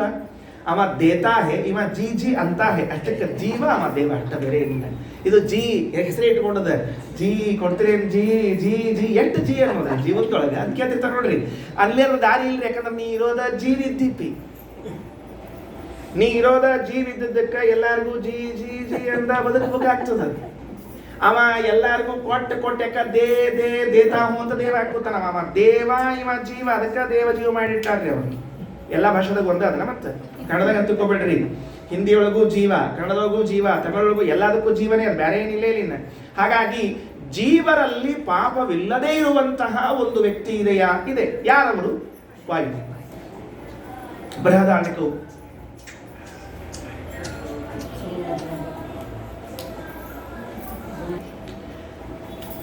ಪಾಪವಿಲ್ಲದೆ ಇರುವಂತಹ ಒಂದು ಜೀವ ಅಂತನ್ನೋದು ಇದೇ ಜೀವಗಣದಲ್ಲಿ ಅಂತಾದರೆ ಅದು ವಾಯುದೇವರ ಮಾತು. ಟೀಕಾಕೃತ್ಪಾದರು ಶ್ರೀಮನ್ ನ್ಯಾಯಸುಧೆಯಲ್ಲಿ ಒಂದು ಮಾತಂತಾರೆ. ಅವರಿಗೇನು ಹೆಸರು? ರುಜು ಅಂತ ಹೆಸರು. ಏನು ಹೆಸರು? ವಾಯುದೇವರಿಗೆ ರುಜುಗಳು, ಆ ಗಣದವರಿಗೆ ರುಜುಗಣಸ್ಥರು ಅಂತ ಇಟ್ಕೊಡ್ರಿ. ರುಜು ರುಜು ಅಂದ್ರೆ ವಾಯುದೇವರಿಗೆ ನಾವು ರುಜು ಅಲ್ಲ, ವಾಸ್ತವದಲ್ಲಿ ರುಜು ಪುಂಗವ ಅಂತ ಕರಿಬೇಕು ಅವರನ್ನು. ನಾರಾಯಣ ಪಂಡಿತಾಚಾರ್ಯ ರುಜುಪುಂಗವಸ್ಯ ಪರಿಜಾನತ ಸ್ವಯಂ ಸಕಲಂ ತದಪ್ಯಲಮನಂತ ಜನ್ಮಸು ಅಂತ ಸುಮಧ್ವ ವಿಜಯದಲ್ಲಿ ಹೇಳುವಾಗ ರುಜುಪುಂಗವರು ಅಂತ ಹೇಳ್ತಾರೆ. ರುಜು ಅನ್ನೋ ಶಬ್ದಕ್ಕೆ ಅರ್ಥ ಏನು ಅಂತ ಕೇಳಿದರೆ ಟೀಕಾಕೃತ್ಪಾದರು ಬರೀತಾರೆ, ನಿರ್ದೋಷಾಹ. ಟೀಕಾಕೃತ್ಪಾದ ಬರೆಯೋದು ರುಜು ಈಸ್ ಈಕ್ವಲ್ ಟು ನಿರ್ದೋಷ.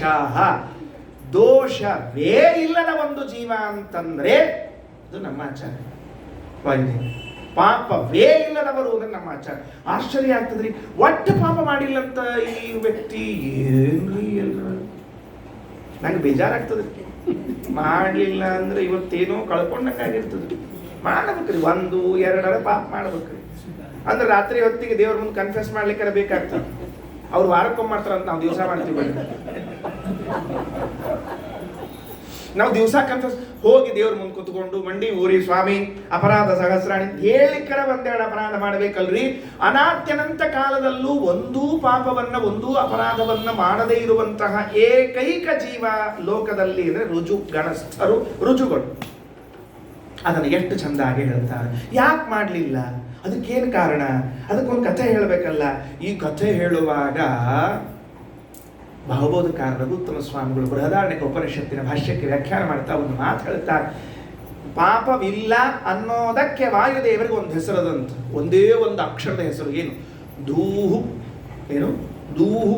ತ ತ ದ ಆ ದಕಾರಕ್ಕೆ ದೀರ್ಘ ಊಕಾರ ಹಾಕಿ ವಿಸರ್ಗ ಹಾಕಿ ದೂಹು. ದೂಹು ಅಂದ್ರೆ ದೂರ, ಎದರಿಂದ? ಪಾಪದಿಂದ. ದೂಹು ದೂರ, ಅದರಿಂದ ವಾಯುದೇವರಿಗೆ ದೂಹು ಅಂತ ಹೆಸರು ಅಂತ ಭಾವಬೋಧಕಾರರು ತಿಳಿಸಿಕೊಡ್ತಾರೆ ಬೃಹದಾರಣ್ಯಕ ಉಪನಿಷತ್ತಿನ ಭಾಷ್ಯಕ್ಕೆ ವ್ಯಾಖ್ಯಾನ ಮಾಡುವಾಗ. ಏನು? ಪಾಪಾವಿದ್ಧ ದೈತ್ಯ ಪೂಗಾವಿದ್ಧ ಶ್ರೀ ವಿಷ್ಣು ಭಕ್ತ್ಯಾದ್ಯನಂತ ಗುಣ ಪರಿಪೂರ್ಣ ರಮಾ ವ್ಯತಿರಿಕ್ತ ಪೂರ್ವ ಪ್ರಸಿದ್ಧ ವ್ಯತಿರಿಕ್ತ ಅನಂತ ವೇದ ಪ್ರತಿಪಾದ್ಯ ಮುಖ್ಯತಮ ಅನಂತ ಜೀವ ನಿಯಾಮಕ ಪರಮದಯಾಲು ಕ್ಷಮಾ ಸಮುದ್ರ ಭಕ್ತವತ್ಸಲ ಭಕ್ತಾಪರಾಧ ಸಹಿಷ್ಣು ಶ್ರೀ ಮುಖ್ಯ ಪ್ರಾಣಾವತಾರ ಭೂತಾನಾಂ. ಎರಡನೇ ವಿಶೇಷಣ, ಪಾಪಾವಿದ್ಧ, ಎಂದೂ ಪಾಪದ ಲೇಪವಿಲ್ಲ. ಅಂಟೇ ಇಲ್ರಿ ಪಾಪ. ಅಂಟಿದ್ರೆ ಸೋಪ್ ಹಚ್ಕೊಂಡು ತೊಳ್ಕೋಬೇಕು ನಾವು. ಪಾಪ ಕೆಲವರು ಹತ್ಲಿ ಬಿಡ್ಲಿ ಸೋಪು ತೀರ್ಬೇಕು ಅಂತ ತೊಳ್ಕೋತಿರ್ತಾರೆ. ಸೋಪು ತಂದೀವಲ್ಲ ಮನ್ಯಾಗ, ಖರ್ಚು ಹೆಂಗಾಗಬೇಕು ಅಲ್ಲ, ಸ್ವಚ್ಛದಲ್ಲಿ ಇರ್ಲಿ, ಸೋಪು ಖರ್ಚಾಗ್ಬೇಕಲ್ಲ. ಪಾಪಾವಿದ್ಧ, ಪಾಪದಿಂದ. ವಿದ್ಧ ಅಂದ್ರೆ ಬಾಧೆಗೆ ಒಳಗಾಗೋದು. ಪಾಪ ಅವಿದ್ಧ, ಪಾಪದಿಂದ ಎಂದೂ ಬಾಧಕ್ಕೆ ಒಳಗಾಗಿಲ್ಲ. ಪಾಪಾವಿದ್ಧ ದೈತ್ಯ ಪೂಗಾವಿದ್ಧ, ದೈತ್ಯರ ಗುಂಪು ವಾಯುದೇವರ ಮೇಲೆ ಬಂದ್ರು ಏನ್ ಮಾಡ್ಲಿಕ್ಕಾಗ್ಲಿಲ್ಲ. ಪಾಪಾವಿದ್ಧ ದೈತ್ಯ ಪೂಗಾವಿದ್ಧ ಶ್ರೀ ವಿಷ್ಣು ಭಕ್ತ್ಯಾದ್ಯನಂತ ಗುಣ ಪರಿಪೂರ್ಣ ರಮಾ ವ್ಯತಿರಿಕ್ತ ಪೂರ್ವ ಪ್ರಸಿದ್ಧ ವ್ಯತಿರಿಕ್ತ ಅನಂತ ವೇದ ಪ್ರತಿಪಾದ್ಯ ಮುಖ್ಯತಮ ಅನಂತ ಜೀವ ನಿಯಾಮಕ ಪರಮದಯಾಲೋ ಕ್ಷಮಾ ಸಮುದ್ರ ಭಕ್ತವತ್ಸಲ ಭಕ್ತಾಪರಾಧ ಸಹಿಷ್ಣು ಶ್ರೀ ಮುಖ್ಯ ಪ್ರಾಣಾವತಾರ ಭೂತಾನಾಂ. ನಮ್ಮ ಅಪರಾಧಗಳನ್ನು ಸಹನ ಮಾಡ್ತಾರಂತೆ ದೇವರಲ್ಲ, ವಾಯುದೇವರು. ದೇವರು ಬಿಟ್ಬಿಡ್ರಿ, ಅವ್ನು ನಾಳೆ ನಾಡ್ದಾಗ ಮಾತಾಡ್ಸೋಣಂತ, ಇವತ್ತು ಬೇಡ ಬೇಡ. ಏನಂತಾರೆ? ಭಕ್ತಾಪರಾಧ ಸಹಿಷ್ಣು ಕ್ಷಮಾ ಸಮುದ್ರ ಭಕ್ತವತ್ಸಲ ಪರಮದಯಾಲು. ರಾಯರು ಆರಿಸಿ ಶಬ್ದಗಳನ್ನು ಕೊಡ್ತಾರೆ. ಆರಿಸಿ ಪರಮದಯಾಲು, ಕ್ಷಮಾ ಸಮುದ್ರ, ಭಕ್ತವತ್ಸಲ, ಭಕ್ತಾಪರಾಧ ಸಹಿಷ್ಣು. 4 ಶಬ್ದ ನೋಡ್ರಿ. ಗಂಡ ಹೆಂಡ್ತಿರಿ ಅವರು, ದಂಪತ್ರಿ ಅವರು. ಏನಂಗಂದ್ರೆ ದಂಪತ್ ಅಂದ್ರೆ ಪರಮದಯಾಲು, ಭಕ್ತವತ್ಸಲ, ಕ್ಷಮಾ ಸಮುದ್ರ, ಭಕ್ತಾಪರಾಧ ಸಹಿಷ್ಣು. ಜೊತೆರಿ ಅವರು ಕ್ಷಮಾ ಸಮುದ್ರರಾದದ್ದರಿಂದಲೇನೆ ಭಕ್ತರ ಅಪರಾಧಗಳನ್ನು ಸಹನ ಮಾಡಿಕೊಳ್ಳುತ್ತಾರೆ. ಕ್ಷಮಾ ಸಾಗರದವರು ಅವರು. ಪರಮ ದಯಾಳುಗಳ ಆದದ್ದರಿಂದಲೇನೆ ಭಕ್ತ ವತ್ಸಲರಾಗಿದ್ದಾರೆ. ಹೀಗೆ ಅದಕ್ಕೆ ಜೊತೆ ಗಂಡ ಹೆಂಡತಿ ಕೂಡಿಸ್ಬೇಕ್ರಿ, ಅವರನ್ನು ಬಿಡಿಸಬಾರ್ದವರು ಶಬ್ದಗಳನ್ನು. ಇರಲಿ. ಪಾಪ ವಿದ್ಧ ದೈತ್ಯ ಪೂಗಾ ವಿದ್ಧ ಎರಡಕ್ಕೆ ಸೇರಿಕೊಂಡು ಒಂದು ಕಥೆ ಹೇಳ್ತೀನಿ. ಏನಾಯಿತು? ಬೃಹದಾರಣ್ಯಕ ಉಪನಿಷತ್ತಿನಲ್ಲಿ ಒಂದು ಘಟ್ಟ, ಅದೊಂದು ಆಖ್ಯಾಯಿಕೆ ಕಥೆ. ಅದರಲ್ಲಿ ದೇವತೆಗಳಿಗೂ ದೈತ್ಯರಿಗೂ ಮೇಲಿಂದ ಮೇಲೆ ಕಾದಾಟ ಬಡದಾಟಗಳು ಆಗ್ತಿರ್ತದೆ. ಆಗಬೇಕು. ಯಾಕ್ರಿ ಆಚಾರ್ಯ ನಿಮಗೆ ಸುಮ್ ಕೂಡ್ಲಿಕ್ಕೆ ಬರೋದಿಲ್ಲ? ಆಗ್ತಿರ್ಬೇಕು ಅಂತ. ಅವರಿಬ್ಬರು ಕಾದಾಡಿದಾಗಲೇನೆ ಹೊಸದೊಂದು ಜಗತ್ತಿಗೆ ಕೊಡುತ್ತದೆ. ಆ ಕಾದಾಟ ಹೊಸದೊಂದು ಜಗತ್ತಿಗೆ ಬರ್ತದೆ. ದೇವತೆಗಳು ದೈತ್ಯರು ಕಾದಾಡಿದ್ರು ಎಂಬುದಕ್ಕೆ ಅಮೃತ ಬಂತು ಹೊರಗಡೆಗೆ, ನೆನಪಿಟ್ಟುಕೊಳ್ಳ್ರಿ. ದೇವತೆಗಳು ದೈತ್ಯರು ಯಾವಾಗ ಜಗಳಾಡ್ಯಾರೋ ಆವಾಗ ಲೋಕಕ್ಕೊಂದು ಹೊಸಾದ್ ಸಿಕ್ಕದ. ದೇವತೆಗಳು ದೈತ್ಯರು ಜಗಳಾಡಿದ್ರು, ವಾಮನ ಹುಟ್ಟುಕೊಂಡು ಬಂದ. ದೇವತೆಗಳು ದೈತ್ಯರು ಜಗಳಾಡಿದ್ರು, ಅಮೃತ ಸಿಕ್ತು. ದೇವತೆಗಳು ದೈತ್ಯರು ಜಗಳಾಡಿದ್ರು, ವಾಯುದೇವರು ಪಾಪಾವಿದ್ದ ದೈತ್ಯ ಪೂಗಾವಿದ್ದ ಅಂತ ಹೊರಗೆ ಬಂತು. ಅವ್ರದವ್ರ ಜಗಳ ಇರ್ಬೇಕ್ರಿ ಯಾವಾಗಲೂ. ಇನ್ನೇನಾಗ್ತಿರ್ತೀವಿ, 3ನೇದವ್ರಿಗೆ ನಮಗೆ ಆನಂದ ಆಗ್ತಿರ್ತದೆ. ಯಾರನ್ನ ಜಗಳಾಡೋದು ನೋಡ್ತಿರ್ತೀವಿ ನಾವು. ಅಟ್ಟದ ಮೇಲೆ ನಿಂತ್ಕೊಂಡು ನೋಡ್ತಿರ್ತೀವಿ. ಅಡ್ಡದ ಮೇಲೆ ನಿಂತ್ಕೊಂಡು ನೋಡ್ತಿರ್ತೀವಿ. ನಾವು ಏನು ನೋಡ್ತಿರ್ತೀವಿ ಅಂದರೆ ಯಾರ ಜಗಳ ಆಡಿದ್ರೋ ಇಲ್ಲೋ, ನಾವು ಅದನ್ನು ವಿಡಿಯೋ ತೆಗೆದಿವೋ ಇಲ್ಲೋ, ಅದನ್ನು ನೋಡ್ತಿರ್ತೀವಿ ಪಾಪ. ಯಾಕಂದ್ರೆ ನಮ್ಮ ಪ್ರೀತಿ ಇಬ್ಬರು ಜಗಳ ಆಡ್ತಿದ್ರೆ ಬಿಡಿಸ್ಬೇಕು ಅಂತ ಬುದ್ಧಿ ಇಲ್ರಿ. ನಮ್ಮ ನೆನಪಿಟ್ಕೊಳ್ಳಿ, ನಾವೆಷ್ಟು ವಿಚಿತ್ರ ಆಗೀವಿ ಅಂದರೆ ರೋಡ್ನೊಳಗೆ ಯಾರು ಆಕ್ಸಿಡೆಂಟ್ ಮಾಡ್ಕೊಂಡು ಬಿದ್ದರೆ ಎಬ್ಬಿಸ್ಬೇಕು ಅನ್ನಂಗಿಲ್ರಿ, ಮೊಬೈಲ್ ಹಿಡ್ಕೊಂಡು ಲೈವ್ ಇಡಬೇಕು ಅಂತ ಬುದ್ಧಿ ಬರ್ಲಿಕ್ಕತ್ತದ. ಈಗೆಲ್ಲ ಎಷ್ಟು ಮನುಷ್ಯತ್ವ ಕಳ್ಕೊಂಡು ಹೊಂಟೀವಿ. ಜಗಳಾಡ್ತಿದ್ರೆ ಮ್ಯಾಲೆ ನಿಂತು ವಿಡಿಯೋ ಮಾಡ್ಬೇಕು ಅನಿಸ್ತಾ ಹೊರತಾಗಿ ತೆಳಗೆ ಹೋಗಿ ಬಿಡಿಸೋಣ ಅನ್ನಂಗಿಲ್ಲ. ನಮಗೆ ಯಾಕ್ರಿ ಹೆಚ್ಚಾರ ಮಂದಿ ಉಸಾಬರಿ, ಅವನ ಬಂದ ನಿನಗೆ ಹೊಡೆದು ಇನ್ನೊಬ್ಬ ವಿಡಿಯೋ ಮಾಡೋದು ಗೊತ್ತಾಗ್ತದೆ ಮಂದಿ ಉಸಾಬರಿ ಏನು ಅಂತ ತಿಳ್ಕೊಂಡು ಹೇಳಿ ಮನುಷ್ಯತ್ವ ಹೊರಟು ಹೋಗ್ಲಿಕ್ಕತ್ತದ ನಮ್ದು ಇವಾಗ. ಅದಕ್ಕೆ ಜಗಳಾಡೋದನ್ನು ನೋಡಬಾರ್ದು. ನಾವು ಪ್ರಯತ್ನ ಮಾಡಿ ನಿಲ್ಲಿಸ್ಬೇಕು. ಇರ್ಬೋದು ಯಾರ್ದೋ ತಪ್ಪಿರ್ಬೋದು, ನಿಲ್ಲಿಸ್ಬೇಕು ಮೊದಲು. ಇಲ್ಲೇ ಪ್ರಾಣಹಾನಿ ಆದರೆ ಯಾರು ಕೇಳೋರು? ಮಾನದು ಪ್ರಾಣಹಾನಿ ಆದರೆ ಏನು ಮಾಡ್ತಾರೆ ಹೇಳಿ ನೋಡೋಣ. ಅದರಿಂದ ಜಗಳ ಆಯಿತು, ದೇವತೆಗಳಿಗೂ ದೈತ್ಯರಿಗೂ ಜಗಳ ಆಯಿತು. ಜಗಳ ಆದ ಮೇಲೆ ಏನಾಯಿತು ಅಂದರೆ ದೇವತೆಗಳಿಗೆ ಸೋಲಾಯಿತು. ಸಹಜದ, ಅದು ಸಹಜ. ಒಂದ್ಸರ್ತಿ ದೇವತೆಗಳು ಒಂದ್ಸರ್ತಿ ದೈತ್ಯರು, ಅವ್ರು ಸೋಲ್ಬೇಕು ಇವ್ರು ಗೆಲ್ಲಬೇಕು, ಅದು ಯಾವಾಗಲೂ ಇದ್ದುತ್ತೆ. ಹಾಗೆ ಸೋಲು ಗೆಲುವುಗಳು ಆಗ್ತಾ ಇರೋ ಕಾಲದಲ್ಲಿ ಈ ಬಾರಿ ಗೆಲ್ಲಬೇಕು ಅಂತ ಒಂದು ಸಂಕಲ್ಪ ಮಾಡಿಕೊಂಡು, ಯಾರು? ದೇವತೆಗಳು ಸಂಕಲ್ಪ ಮಾಡಿಕೊಂಡು, ಗೆಲುವು ಸಿಗೋದು ಹೇಗೆ? ತಪಸ್ಸಿನಿಂದ, ಭಗವಂತನ ಅನುಗ್ರಹದಿಂದ, ಪುಣ್ಯದಿಂದ. ಸುಮ್ಮನೆ ಗೆಲುವು ಸಿಗೋದಿಲ್ಲ. ಹಾಗಾಗಿ ಭಗವಂತನ ಪೂಜೆಯನ್ನು ಮಾಡಬೇಕು ಅಂತ ಸಂಕಲ್ಪ ಮಾಡಿದರು. ಪೂಜಾ ಮಾಡ್ಲಿಕ್ಕೆ ಒಂದು ಪ್ರತಿಮಾ ಬೇಕಲ್ಲ ಅಂತ ಇಟ್ಟುಕೊಂಡು, ಯಾವ ಯಾವ ಪ್ರತಿಮೆಯಲ್ಲಿ ಭಗವಂತನ ಉಪಾಸನೆ ಮಾಡಬೇಕು ಅಂತಂದಾಗ ಉಪನಿಷತ್ತು ಹೇಳ್ತದೆ, ಕಣ್ಣಿನ ಅಭಿಮಾನಿಯಾದ ಸೂರ್ಯ, ಕಣ್ಣಿನಲ್ಲಿ ಸೂರ್ಯನಿದ್ದಾನೆ, ಅದಕ್ಕೆ ಅಭಿಮಾನಿಯಾದ ಸೂರ್ಯ, ಅವನ ಒಳಗಡೆಗೆ ಇದ್ದುಕೊಂಡು ದೇವತೆಗಳು ಭಗವಂತನ ಆರಾಧನೆಯನ್ನ ಮಾಡಿ ಪುಣ್ಯವನ್ನ ಪಡೆದು ಅದರ ಶಕ್ತಿಯನ್ನ ಪಡೆದು ಯುದ್ಧಕ್ಕೆ ಹೋಗಬೇಕು. ಕೂತ್ಕೊಂಡ್ರು, ತಪಸ್ಸಿಗೆ ಕೂತ ಮುಂದಿನ ಕ್ಷಣಕ್ಕೆ ದೈತ್ಯರು ದಾಳಿ ಮಾಡಿದ್ರು. ಬಂದು ಧನ್ ಅಂತ ಹಾಕಿದ್ರು, ಬಾಂಬ್ ಹಾಕಿದ ಕೂಡಲೇ ಏನಾಯಿತು ಅಂದರೆ ಆ ಪ್ರತಿಮಾ ಮೈಲಿಗೆ ಆಗೋಯ್ತು. ಏನಾಯಿತು? ದೈತ್ಯರ ದಾಳಿ ಆಗಿದೆ ಅಂತ ಅನ್ನೋದಕ್ಕೆ ಸೂಚನೆ ಏನು ಅಂದರೆ, ಕಣ್ಣು ಕೆಟ್ಟದ್ದನ್ನು ನೋಡುತ್ತದೆ, ಒಳ್ಳೆಯದನ್ನು ನೋಡುತ್ತದೆ. ಒಳ್ಳೆಯದನ್ನು ನೋಡೋದು ಮಾಮೂಲಾಗಿತ್ತು, ಕೆಟ್ಟದ್ದನ್ನೂ ನೋಡ್ಲಿಕ್ಕೆ ಪ್ರಾರಂಭ ಮಾಡಿತ್ತು ದೈತ್ಯರ ಸಂಪರ್ಕಕ್ಕೆ ಒಳಗಾದಾಗ ಅಂತ ಉಪನಿಷತ್ತು ಹೇಳ್ತದೆ. ಮೂಗಿಗೆ ಬಂದ್ವಿ, ಅಲ್ಲೂ ಬಿತ್ತು. ಮೂಗಿನಲ್ಲಿ ಯಾರು ಅಭಿಮಾನಿ ದೇವತೆಗಳು, ಆ ಅಭಿಮಾನಿ ದೇವತೆಗಳಲ್ಲಿ ಕುಳಿತುಕೊಂಡು ಉಳಿದ ದೇವತೆಗಳು ಭಗವಂತರ ಆರಾಧನೆ ಮಾಡ್ತಾ ಇದ್ರೆ ಅಲ್ಲೂ ದಾಳಿಗೈದಾಗ ಮೂಗು ಸುರಭಿ ಅಸುರಭಿಷ್ಟ, ಗಂಧ ಒಳ್ಳೆ ಗಂಧ ಕೆಟ್ಟ ಗಂಧ ಕಿವಿಗೆ ಬಂದು ಅಲ್ಲಿ ದೇವತೆಗಳಲ್ಲಿ ಕುಳಿತುಕೊಂಡು ಆರಾಧನೆ ಮಾಡ್ತಾ ಇರೋ ಕಾಲದಲ್ಲಿ ಬಂತು. ಅಲ್ಲೂ ಬಂದರು. ಅವಾಗಿನಿಂದ ಕೆಟ್ಟ ಶಬ್ದ ಒಳ್ಳೆ ಶಬ್ದ ಶುರುವಾಯಿತು, ಕೆಟ್ಟದ್ದು ಕೇಳಿಕ್ಕೆ ಶುರುವಾಯಿತು, ಒಳ್ಳೆಯದು ಕೇಳಿಕ್ಕೆ ಶುರುವಾಯಿತು. ಹಾಗೆ ಎಲ್ಲ ಇಂದ್ರಿಯಗಳು ಎಲ್ಲಿವರೆಗೆ ಮನಸ್ಸಿನಲ್ಲಿ ಹೋಗಿ ಕುಳಿತುಕೊಂಡು ಜಪ ಮಾಡಿದರು, ಪೂಜೆ ಮಾಡಿದರು, ಅಲ್ಲೂ ದಾಳಿಯಾದದರಿಂದ ಮನಸ್ಸು ಕೆಟ್ಟದ್ದನ್ನು ಆಲೋಚನೆ ಮಾಡ್ತದೆ, ಒಳ್ಳೆಯದನ್ನು ಆಲೋಚನೆ ಮಾಡ್ತದೆ. ಯಾಕೆ? ದೈತ್ಯರ ಸಂಪರ್ಕವಾದದ್ದಕ್ಕಾಗಿ. ವಿಚಾರ ಮಾಡಿದರು, ಇದೇನು ಕೊನೆಗಾಣೋದು ಅಲ್ಲಿದು, ಹಾಗಾದ್ರೆ ಕೊನೆಗೆ ಒಂದೇ ಒಂದು ದಾರಿ ಒಬ್ಬರು ಉಳ್ಕೊಂಡ್ರೆ ನಾವು ಅವರನ್ನೇ ಪ್ರತಿಮಾ ಮಾಡಿಕೊಂಡು ಅವರು ಕೂತ್ಕೊಂಡು ಉಪಾಸನೆ ಮಾಡೋದು ಅಂತ ವಾಯುದೇವರ ಅಂತರ್ಗತನಾಗಿ ಭಗವಂತನ ಉಪಾಸನೆಯನ್ನು ಮಾಡಲಿಕ್ಕೆ ಪ್ರಾರಂಭ ಮಾಡ್ತಾರೆ. ದೈತ್ಯರು ಯಥಾ ಪ್ರಕಾರ ಅವ್ರು ಹಿಂದೆಲ್ಲ ಮಾಡ್ಕೋತ ಬಂದ್ಬಿಟ್ಟಿದ್ರು ನೋಡ್ರಿ. ಹಂಗಾರಿ ಕೆಲವರು ಅಂತಿರ್ತಾರೆ, ನಾವು ಹಿಂದಿನ ಮನ್ಯಾಗ ಮಾಡಿದಂಗೆ ಮಾಡ್ತೀವಿ ನೋಡ್ರಿ ಮತ್ತು ಅಂತಿರ್ತಾರೆ. ಹಂಗೆ ಇವ್ರು ಹಿಂದಿನ ಮನ್ಯಾಗ ಮಾಡಿದಂಗೆ ಮಾಡೋದು ಅಂತ ಇಟ್ಕೊಂಡು ಬಂದರು.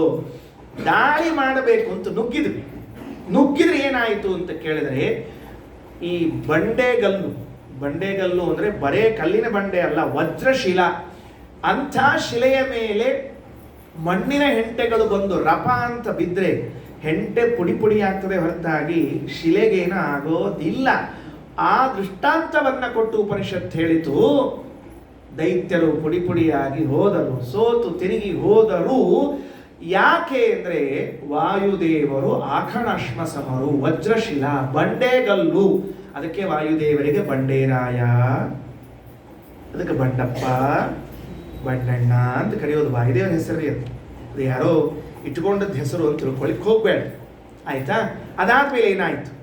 ಆಗ ಹೇಳ್ತಾರೆ, ಈ ದೈತ್ಯರೆಲ್ಲ ಬಂದು ಹೋದರಲ್ಲ, ದೈತ್ಯ ನೋಡ್ರಿ, ಪಾಪವಿದ್ಧ ದೈತ್ಯ ಪೂಗಾವಿದ್ಧ ಶಬ್ದ ಇದು. ದೈತ್ಯರ ಗುಂಪುಗಳಿಂದ ಅವಿದ್ಧ, ಪೆಟ್ಟು ಒಳಗಾಗಲಿಲ್ಲ, ಬಾಧೆಗೆ ಒಳಗಾಗಲಿಲ್ಲ. ಅದಕ್ಕಾಗಿ ಏನಾದರೂ ವಾಯುದೇವರು ಪಾಪಾವಿದ್ಧರಾದರು ಅಂದರೆ ಪಾಪದಿಂದ ದೂರ ಆದರು. ಯಾಕೆ? ದೈತ್ಯರು ಬಂದರೆ ಪಾಪ ಬರ್ತದೆ, ಇಲ್ಲವೇ ಇಲ್ಲ. ಅದರಿಂದ ಪಾಪಾವಿದ್ಧರು ದೂಹು. ರಘುತ್ತಮ ಸ್ವಾಮಿಗಳು ಬರೀತಾರೆ, ಯಸ್ಮಾತ್ ಅಸ್ಯಾಹ ಪ್ರಾಣಾಖ್ಯ ದೇವತಾಯಾ ಮೃತ್ಯು ಪಾಪರೂಪ ದೂರಂ ದೂರೇ ತಸ್ಮಾತ್ ದೂ ಇತಿ ವ್ಯಾಖ್ಯ. ಪಾಪ ರೂಪದ ಮೃತ್ಯು ರೂಪದ ಪಾಪ ವಾಯುದೇವರಿಗೆ ಇಲ್ಲ. ಆ ಪಾಪ ದೂರ ಇದ್ದದರಿಂದಾಗಿ ವಾಯುದೇವರಿಗೆ ಏನು ಹೆಸರು ಬಂತು? ದೂಹು ದೂಹು ಅಂತ ಹೆಸರು ಬಂತು. ಇದು ಬೃಹದಾರಣ್ಯಕದಲ್ಲಿ ಬಂದಿರುವಂತಹದ್ದು. ಏನಾಯ್ತು ಈಗ? ರಾಯರ ವಾಕ್ಯದಲ್ಲಿ ಪಾಪ ವಿದ್ಧ ದೈತ್ಯ ಪುಗಾ ವಿದ್ಧ.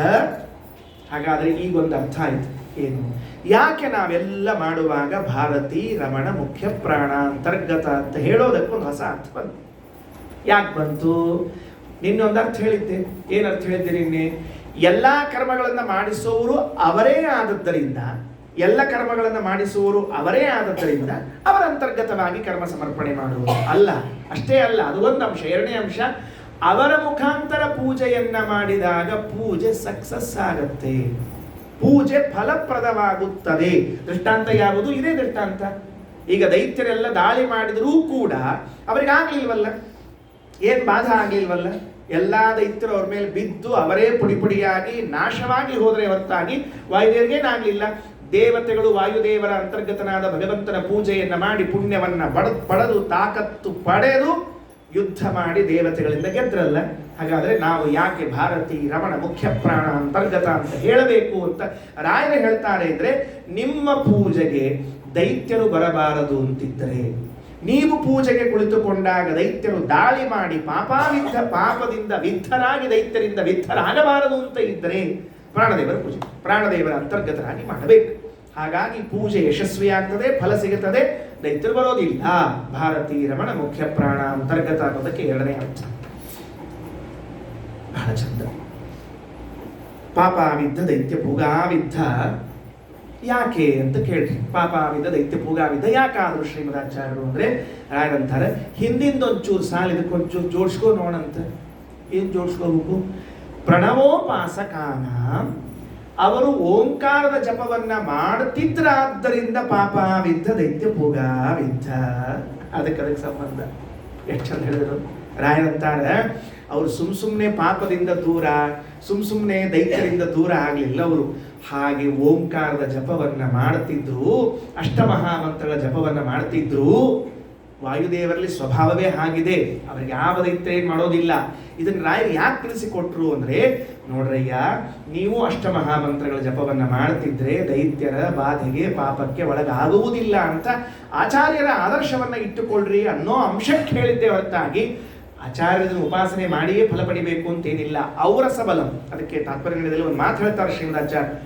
ಪ್ರಹ್ಲಾದರಾಜರು ಪ್ರತಿ ಬಾರಿ ವಿಷದಿಂದಲೋ ಅವರ ತಂದೆ ಏನೇನೋ ತೊಂದರೆ ಕೊಟ್ಟರಲ್ಲ, ಅದು ಎಲ್ಲದರಿಂದಲೂ ಕೂಡ ಭಗವಂತನ ಸ್ತೋತ್ರ ಮಾಡಿ ಪಾರಾದರು. ಭೀಮಸೇನ ದೇವರು ಎಂದೂ ಇದಕ್ಕಾಗಿ ಸ್ತೋತ್ರ ಮಾಡಲಿಲ್ಲ. ಎದಕ್ಕಾಗಿ? ಪಾರಾಗುವುದಕ್ಕಾಗಿ ಅಲ್ಲ. ಯಾಕೆಂದ್ರೆ ಅವರ ಸಬಲಂ, ಸ್ವಾಭಾವಿಕವಾದ ಬಲ ಅವರಲ್ಲಿ ಇತ್ತು ಅಂತ ಬರೀತಾರೆ. ಅಂದಮೇಲೆ ಶ್ರೀಮದಾಚಾರ್ಯರಿಗೆ, ವಾಯುದೇವರಿಗೆ, ಹನುಮಂತ ದೇವರಿಗೆ, ಭೀಮಸೇನ ದೇವರಿಗೆ ಉಪಾಸನ ಮಾಡಬೇಕಾದದ್ದಿಲ್ಲ. ನಮಗೋಸ್ಕರ ನಾನು ಹೇಳ್ತಾರೆ ಪ್ರಣವೋಪಾಸಕಾನ.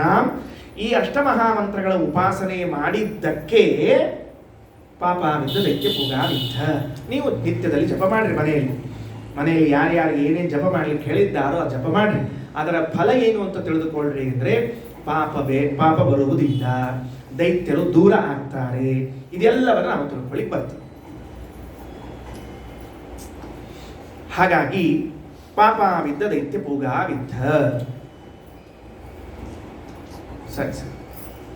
ಆದ್ಮೇಲೆ ಎರಡು ಅಂಶ ಆಯಿತು. ಇದು ಎರಡು ಮುಗಿಸಿದ ಮೇಲೆ ಮೂರನೇ ಅಂಶವನ್ನು ರಾಯರು ಹೇಳಿ ಪ್ರಾರಂಭ ಮಾಡ್ತಾರೆ. ಏನು ಮೂರನೇ ಅಂಶ? ನನಗೆ ಆಶ್ಚರ್ಯ ಅನ್ನಿಸ್ತದೆ, ಪ್ರಾಮಾಣಿಕವಾಗಿ ಹೇಳುತ್ತೇನೆ.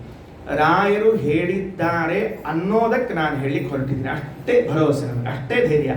ಯಾಕೆ ಅಂದರೆ ಅನಂತ ಗುಣ ಪರಿಪೂರ್ಣ ಅಂತ ಕರೀತಾರೆ ವಾಯುದೇವರನ್ನ ರಾಯರು. ಅನಂತ ಗುಣ ಪರಿಪೂರ್ಣ ಅಂತ ಕರೀತಾರೆ. ನಾನು ಈ ಶಬ್ದವನ್ನ ರಾಯರಲ್ಲೇ ಮೊದಲು ಕೇಳಿದ್ದೆ. ಯಾಕಂದ್ರೆ ನಾವು ವಾಯುದೇವರಿಗೆ ಅನಂತ ಗುಣ ಪರಿಪೂರ್ಣ ಅಂತ ಹೇಳೋ ಸಂಪ್ರದಾಯನೇ ಇಟ್ಕೊಂಡಿಲ್ಲ. ಅಂದ್ರೆ ನಮ್ಮಲ್ಲಿ ಕೆಲವು ಸಂಪ್ರದಾಯ ಇರ್ತಾವ ನೋಡ್ರಿ, ಯಾಕೆ ಬರಲಾರ ಅಂಥವೆಲ್ಲ ಇಲ್ಲೇ ನಾವು ಹಿಂಗೆ ಇಟ್ಕೊಂಡೇ ಇಲ್ಲ, ಎಂದೂ ಇಟ್ಕೊಂಡಿಲ್ಲ. ರಾಯರು ಬರೀತಾರೆ ಶ್ರೀ ವಿಷ್ಣು ಭಕ್ತ್ಯಾದ್ಯನಂತ ಗುಣ ಪರಿಪೂರ್ಣ. ಏನ್ರಿ ಎಲ್ಲ ಅದು? ಏನ್ ಆ ರಾಯರಲ್ಲಿರುವಂತಹ ಭಕ್ತಿ ಎಂಥದ್ದು ವಾಯುದೇವರಲ್ಲಿ ಅಂದ್ರೆ, ನಮ್ಮ ವಾಯುದೇವರಲ್ಲಿ ಅನಂತ ಗುಣಗಳಿವೆ. ಇಷ್ಟು ಗಟ್ಟಿಯಾಗಿ ಹೇಳೋದಾ? ಅಯ್ಯೋ, ನಾವು ದೇವರಲ್ಲಿ ಅನಂತ ಗುಣ ಇವೆ ಅಂತ ತಿಳ್ಕೊತ ಬಂದೀವಿ. ಹಿಂಗೆ ಕೇಳಿಲ್ಲಪ್ಪ. ಮತ್ತು ಪುರಾಣದಾಗ ನೀವೆಲ್ಲರ ಹಿಂಗೆ ಬಿಟ್ಟು ಬೇರೆ ಪುರಾಣದಾಗ ನೀವು ಕೇಳ್ತೀರಿ ಎಲ್ಲರ ಕೇಳಿದ್ ಹೋದಿಲ್ಲ. ಅದಕ್ಕೆ ಒಬ್ಬರ ಆಚಾರ ಪುರಾಣ ಹೇಳಿಕತ್ತಿರಂತ. ಆ ಊರ್ನ್ಯಾಗ ಪುರಾಣ ಹೇಳಿಕತ್ತಿರಂತ ಆಚಾರು. ಆ ಊರ್ನ್ಯಾಗ ಅವರೇ ಪುರಾಣಿಕರ್ರಿ, ಅವರ ಪುರಾಣಿಕರು. ಯಾಕಂದ್ರೆ ಬ್ಯಾರೆಯವ್ರು ಇದ್ದಿದ್ದೇ ಇಲ್ರಿ. ಬ್ಯಾರೆಯವ್ರು ಇಲ್ಲ ಅಂದ್ರೆ ಅವರ ಪುರಾಣಿಕರ್ರಿ. ಅವರ ಪುರಾಣಿಕರು ಅಂದ್ರೆ ಅವ್ರು ಏನ್ ಹೇಳ್ತಾರೆ ಅದ ಪುರಾಣ ಅಂತ ಅರ್ಥ. ಅದಕ್ಕೆ ಒಬ್ಬೊಬ್ರು ಚಲೋ ಆಚಾರ ಬಂದ್ರು. ಚಲೋ ಆಚಾರ ಅಂದ್ರೆ ಓದ್ಕೊಂಡ ಆಚಾರ ಬಂದ್ರು ಅಂತ ಅರ್ಥ. ಓದ್ಕೊಂಡ ಆಚಾರ ಬಂದ್ರು, ಓದ್ಕೊಂಡ ಆಚಾರ ಬಂದ್ರು. ಈ ಓದ್ಕೊಳ್ಳಾರ್ದ ಆಚಾರ ಪುರಾಣ ಹೇಳ್ಕೊತ ಕೂತಿದ್ರು. ಹೆಂಗಿರ್ಬೇಡ್ರಿ ವಿಚಾರ ಮಾಡಿ ನೋಡಂತ. ಹೆಂಗಾಗಿರ್ಬೇಡ ಹೇಳ್ರಿ ನೋಡಂತ. ಕಸಿ ಬಿಸಿ ಶುರುವಾತ್ರಿ ಅವ್ರಿಗೆ. ಆದ್ರೂ ಧೈರ್ಯ ಮಾಡಿ ಹೇಳ್ಬಿಟ್ರ ಆಚಾರ. ಆ ಆಚಾರ ಮುಂದೆ ಕೂತವ್ರು ಹೆಂಗ ಕಣ ತೆಗೆದು ನೋಡಿದ್ರು. ಯಾವ್ದೋ ಶಬ್ದಕ್ಕೆ ಯಾವ್ದೋ ಅರ್ಥ ಹೇಳಿದ್ರು. ಪೂಜಾಯ ರಾಘವೇಂದ್ರಾಯ. ನಮ್ ಕೃಷ್ಣ ಹೆಂಗಿದಾರ ಗೊತ್ತೇನ್ರಿ?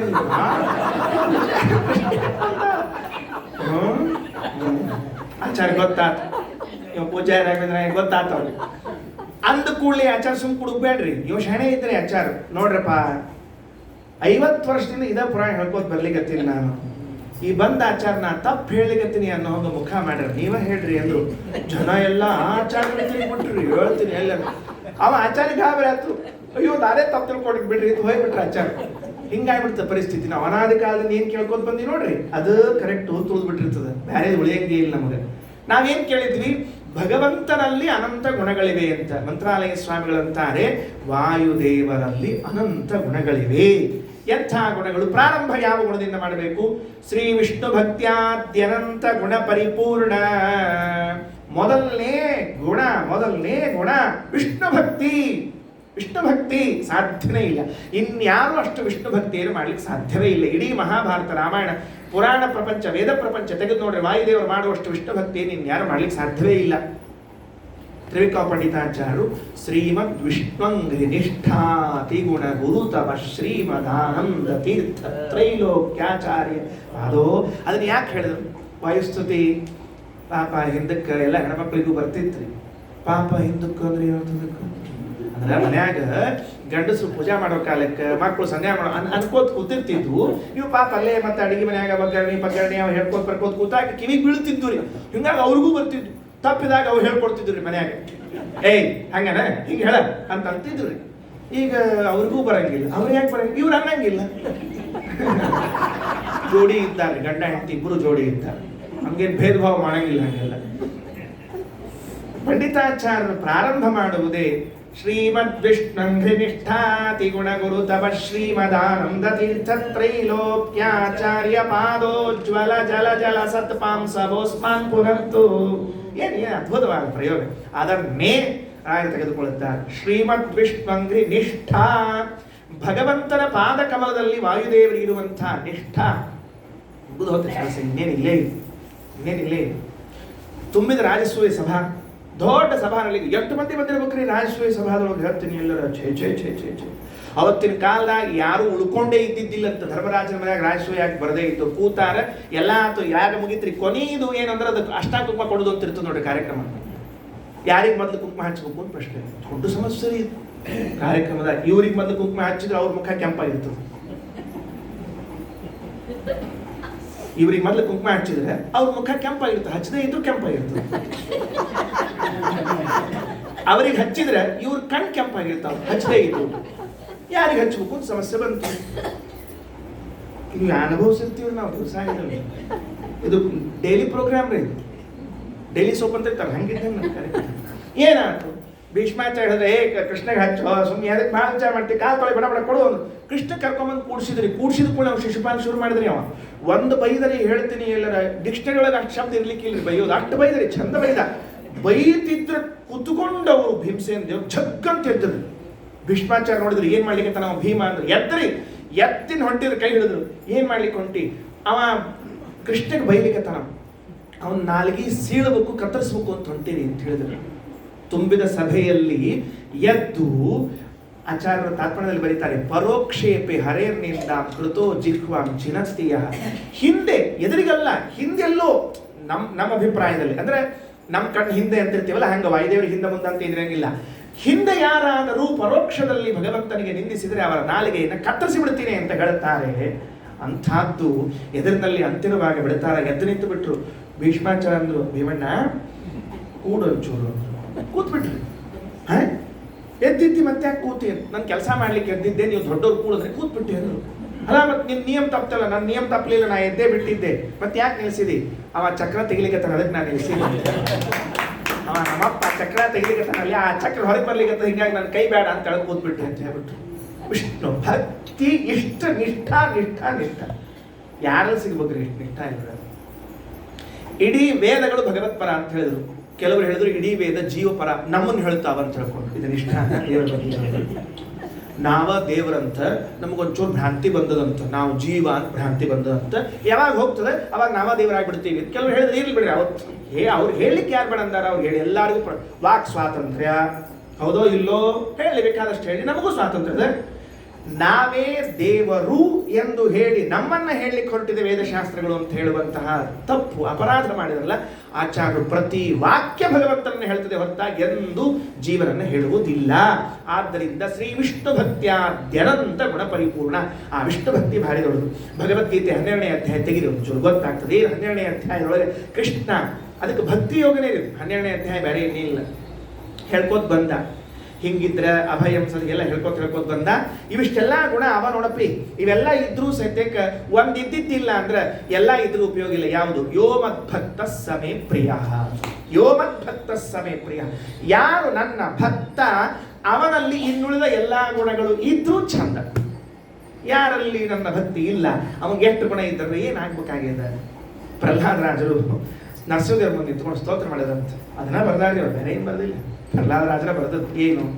ವಿಪ್ರಾದ್ವಿಷಡ್ಗುಣಯುತಾದರವಿಂದನಾಭಪಾದಾರವಿಂದ ವಿಮುಖಾತ್ ಶ್ವಪಚಂ ವರಿಷ್ಠಂ. ಸ್ವಾಮಿ, ನಾನು ಹಿಂಗೆ ತಿಳ್ಕೊಂಡಿದ್ದೇನೆ, ಬ್ರಾಹ್ಮಣ ಕುಲ ಅಂತ ಹೇಳಿ ಜಿಗಿದಿರ್ತಿರ್ತಾರಲ್ಲ, ಮಡಿ ಎಂದು ಹಾರವಿ ಅಂತ ಜಿಗಿದಿರ್ತಾರ ನೋಡ್ರಿ ಇವರೆಲ್ಲ. ಅದಕ್ಕೆ ಇವ್ರು ಹಾರೋರು ಅಂತ ಆಗ್ಬಿಟ್ಟಾರೆ. ಈಗ ಇವ್ರು ಹಾರ್ಲಿಕ್ಕೆ ಬರೋಂಗಿಲ್ರಿ, ಮಣಕಾಲ್ ಶೂಲಿ ಇಷ್ಟ ಆಗ್ಬಿಟ್ಟಾವಂದ್ರೆ ಮಣಕಾಲ್ ಶೂಲಿ ಹಾರ್ಲಿಕ್ಕೆಲ್ಲ ಕುರ್ಚಿ ಮೇಲೆ ಕೂಡ್ಲಿಕ್ಕೆ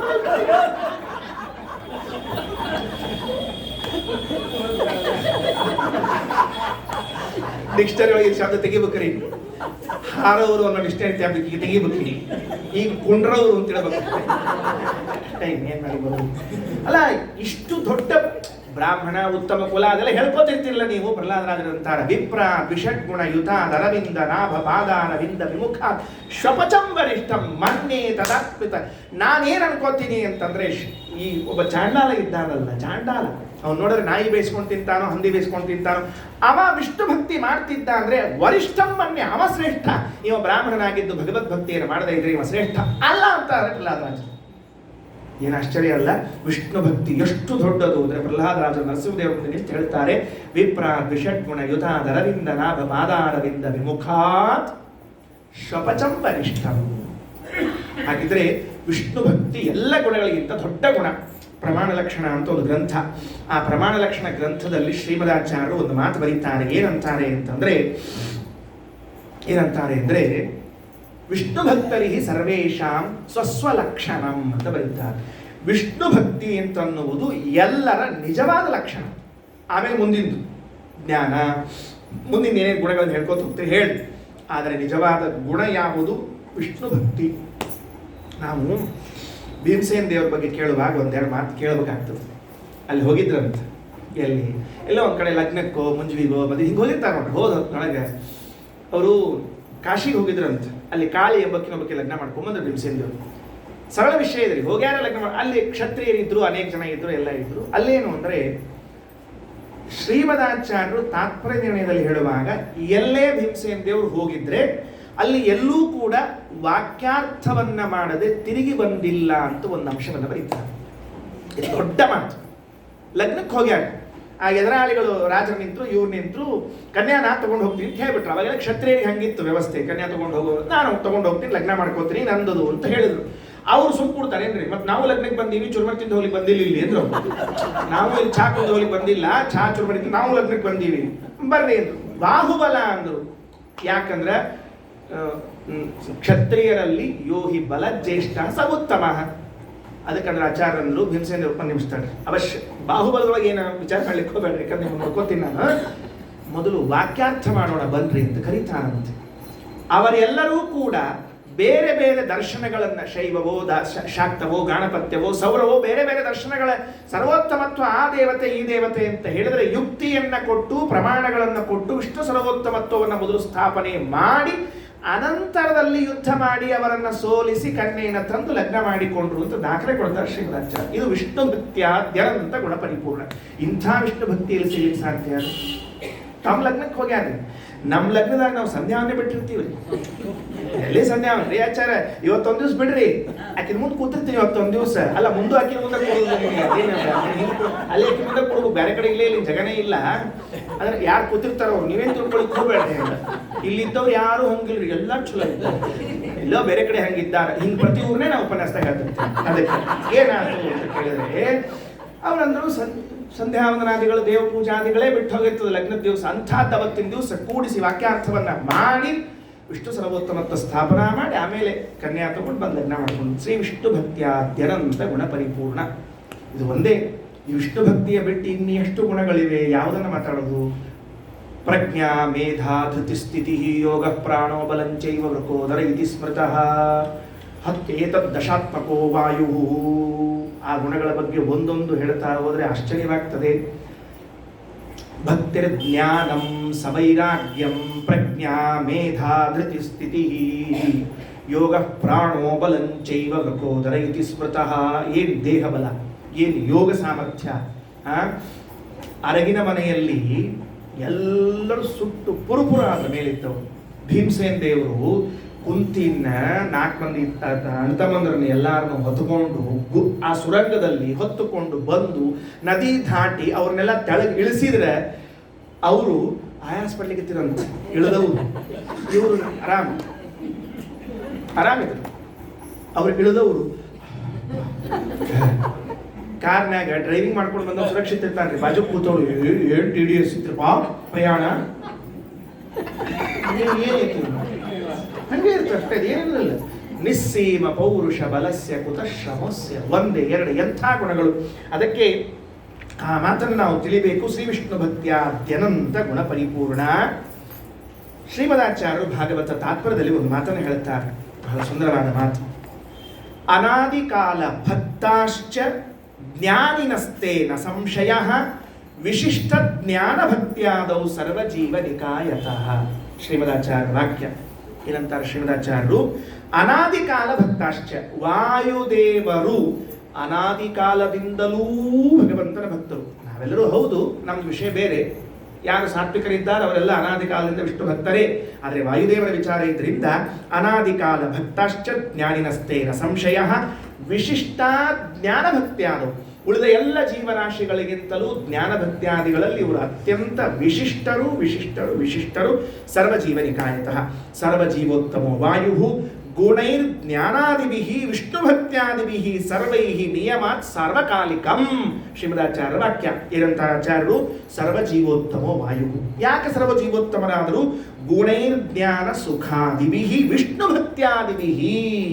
ವಿಷ್ಣು ಭಕ್ತಿ, ಜ್ಞಾನ, ಆನಂದ ಇವೆಲ್ಲ ಗುಣಗಳಿಂದ ನಿಯಮ. ಎಷ್ಟು ದಿವಸ ಇದು? ಸಾರ್ವಕಾಲಿಕಂ. ಏನೋ ಈ ಸರ್ತಿ ಕಾಂಗ್ರೆಸ್, ಮುಂದಿನ ಸಲ ಬಿಜೆಪಿ, ಮುಂದಿನ ಸಲ ಕಾಂಗ್ರೆಸ್, ಹಿಂಗಲ್ರಿ. ಸಾರ್ವಕಾಲಿಕಂ, ಯಾವಾಗಲೂ ಇರುವಂತಹದ್ದಾಗಿದೆ. ಒಂದು ಮಾತು ಹೇಳ್ತಾರೆ ಅಲ್ಲಿ ತಾತ್ಪರ್ಯದಲ್ಲಿ ಆಚಾರ್ಯರು, ಬ್ರಹ್ಮಣೋ ಅನ್ಯಸ್ಯ ನೋ ಪೂರ್ಣ ಭಕ್ತಿಂ ದದ್ಯಾತ್ ಜನಾರ್ದನ. ವಿಷ್ಣು ಭಕ್ತಿ ಇದೆಯಲ್ಲ, ಇದು ವಾಯುದೇವರಿಗೆ ಬ್ರಹ್ಮದೇವರಿಗೆ ಬಿಟ್ಟರೆ ಪೂರ್ಣವಾಗಿ ಇನ್ಯಾರಿಗೂ ಕೊಡುವುದೇ ಇಲ್ಲವಂತೆ. ಪ್ರಮಾಣ ಇನ್ಯಾರಿಗೂ ಕೊಡೋದೇ ಇಲ್ಲ. ವಿಷ್ಣು ಭಕ್ತಿ ವಾಯುದೇವರಲ್ಲಿ ಪೂರ್ಣ, ಬ್ರಹ್ಮದೇವರಲ್ಲಿ ಪೂರ್ಣ, ಇನ್ಯಾರಿಗೂ ಪೂರ್ಣವಾದ ಭಕ್ತಿಯೇ ಇಲ್ಲ ಅಂತ ಮಾತನ್ನು ಶ್ರೀಮದಾಚಾರ್ಯ ತಿಳಿಸಿಕೊಡ್ತಾ ಇದ್ದಾರೆ. ಆದ್ರಿಂದ ಬ್ರಹ್ಮಣೋನ್ಯಸ್ಯ ನೋ ಪೂರ್ಣ ಭಕ್ತಿಂ ದದ್ಯಾತ್ ಜನಾರ್ದನ ಅಂತ ಈ ಮಾತನ್ನು ನಾವು ತಿಳಿದುಕೊಳ್ಳಬೇಕು. ಪಾಪಾವಿದ್ಧ ದೈತ್ಯ ಭೋಗಾವಿದ್ಧ ಶ್ರೀ ವಿಷ್ಣು ಭಕ್ತ್ಯಾದ್ಯನಂತ ಗುಣ ಪರಿಪೂರ್ಣ. ದೊಡ್ಡ ಅಂಶ ರಾಯ ತಿಳಿಸಿಕೊಟ್ಟದ್ದು ಶ್ರೀ ವಿಷ್ಣು ಭಕ್ತಿಗೆ ಮೊದಲುಗೊಂಡು ಅನಂತವಾದ ಗುಣಗಳು ನಮ್ಮ ವಾಯುದೇವರಲ್ಲಿವೆ. ಹಾಗಾದರೆ ವಾಯುದೇವರನ್ನು ನಾವು ಅನಂತ ಗುಣ ಪರಿಪೂರ್ಣರು ಅಂತ ಉಪಾಸನೆ ಮಾಡಬೇಕು. ಪರಮಾತ್ಮ ಹೇಗೆ ಅನಂತ ಗುಣ ಪರಿಪೂರ್ಣ, ಅವರ ಮೊದಲು ಪ್ರತಿಬಿಂಬರಾದ ವಾಯುದೇವರು ಶ್ರೀ ವಿಷ್ಣು ಭಕ್ತಿಯಿಂದ ಪ್ರಾರಂಭ ಮಾಡಿಕೊಂಡು ಅನಂತ ಗುಣ ಪರಿಪೂರ್ಣರಾಗಿದ್ದಾರೆ. ಇಲ್ಲಿಯವರೆಗೆ ಒಂದು ಬೃಹದಾರಣ್ಯಕ ಹಾಗೂ ಭಾಗವತ ತಾತ್ಪರ್ಯ. ಮುಂದೆ ಋಗ್ಭಾಷ್ಯಕ್ಕೆ ಹೋಗ್ತಾರೆ ರಾಯರು. ರಮಾ ವ್ಯತಿರಿಕ್ತ ಪೂರ್ವ ಪ್ರಸಿದ್ಧ ವ್ಯತಿರಿಕ್ತ ಅನಂತ ವೇದ ಪ್ರತಿಪಾದ್ಯ ಮುಖ್ಯತಮ. ಇಷ್ಟಕ್ಕೆ ಋಗ್ಭಾಷ್ಯ ಸಂಬಂಧಪಟ್ಟದ್ದು. ಏನದು? ವೇದ ಪ್ರತಿಪಾದ್ಯರು ವಾಯುದೇವರು ಅನ್ನುವಂಥ ಅಂಶ. ನಾಳೆ ಹೇಳ್ತೀನಿ. ವೇದ ಪ್ರತಿಪಾದ್ಯರು ಅನ್ನುವಂಥ ಅಂಶ. ಎಷ್ಟು ವೇದ ಪ್ರತಿಪಾದ್ಯರು? ಅನಂತ ವೇದ ಪ್ರತಿಪಾದ್ಯ. ಎಲ್ಲೆಲ್ಲೂ ರಾಯರ ಸಂಕೋಚ ಮಾಡ್ಕೊಳ್ಳೋದಿಲ್ಲ. ಅನಂತ ಗುಣ ಹಾಕ್ಬಿಡ್ತಾರೆ ಅನಂತ ಪದವನ್ನು. ಅನಂತ ವೇದ, ಹೌದು, ಅನಂತ ವೇದ ಪ್ರತಿಪಾದ್ಯರು ವಾಯುದೇವರು. ಸಂಕೋಚ ಮಾಡ್ಕೋಬೇಡ್ರಿ. ಅಲ್ರಿ ಮತ್ತೆ ಹೆಂಗೆ ತಿಳ್ಕೊಳ್ಳೋದು ನಾವು? ಅದಕ್ಕೆ ಹೇಳ್ತೀನಿ. ರಮಾ ವ್ಯತಿರಿಕ್ತ ಪೂರ್ವ ಪ್ರಸಿದ್ಧ ವ್ಯತಿರಿಕ್ತ ಅನಂತ ವೇದ ಪ್ರತಿಪಾದ್ಯ. ಇದು ತುಂಬ ಸುಂದರವಾದ ಅಂಶ. ನಾಳೆ ಸಿಕ್ಕಾಗೋಣ. ಶ್ರೀಕೃಷ್ಣಾರ್ಪಣಮಸ್ತು. ಅಕ್ಷಯಂ ಕರ್ಮ ಯಸ್ಮಿನ್ ಪರೇ ಸ್ವರ್ಪಿತಂ ಪ್ರಕ್ಷಯಂ ಯಾಂತಿ ದುಃಖಾನಿ ಯನ್ನಾಮತಃ ಅಕ್ಷರೋ ಯೋಜರಃ ಸರ್ವದೈವಾಮೃತಃ ಕುಕ್ಷಿಗಂ ಯಸ್ಯ ವಿಶ್ವಂ ಸದಾ ಜಾನಿಕಂ ಪ್ರೀಣಯಾಮೋ ವಾಸುದೇವಂ ದೇವತಾ ಮಂಡಲ ಖಂಡಮಂಡಲಂ ಪ್ರೀಣಯಾಮೋ ವಾಸುದೇವಂ. ಶ್ರೀಕೃಷ್ಣಾರ್ಪಣಮಸ್ತು.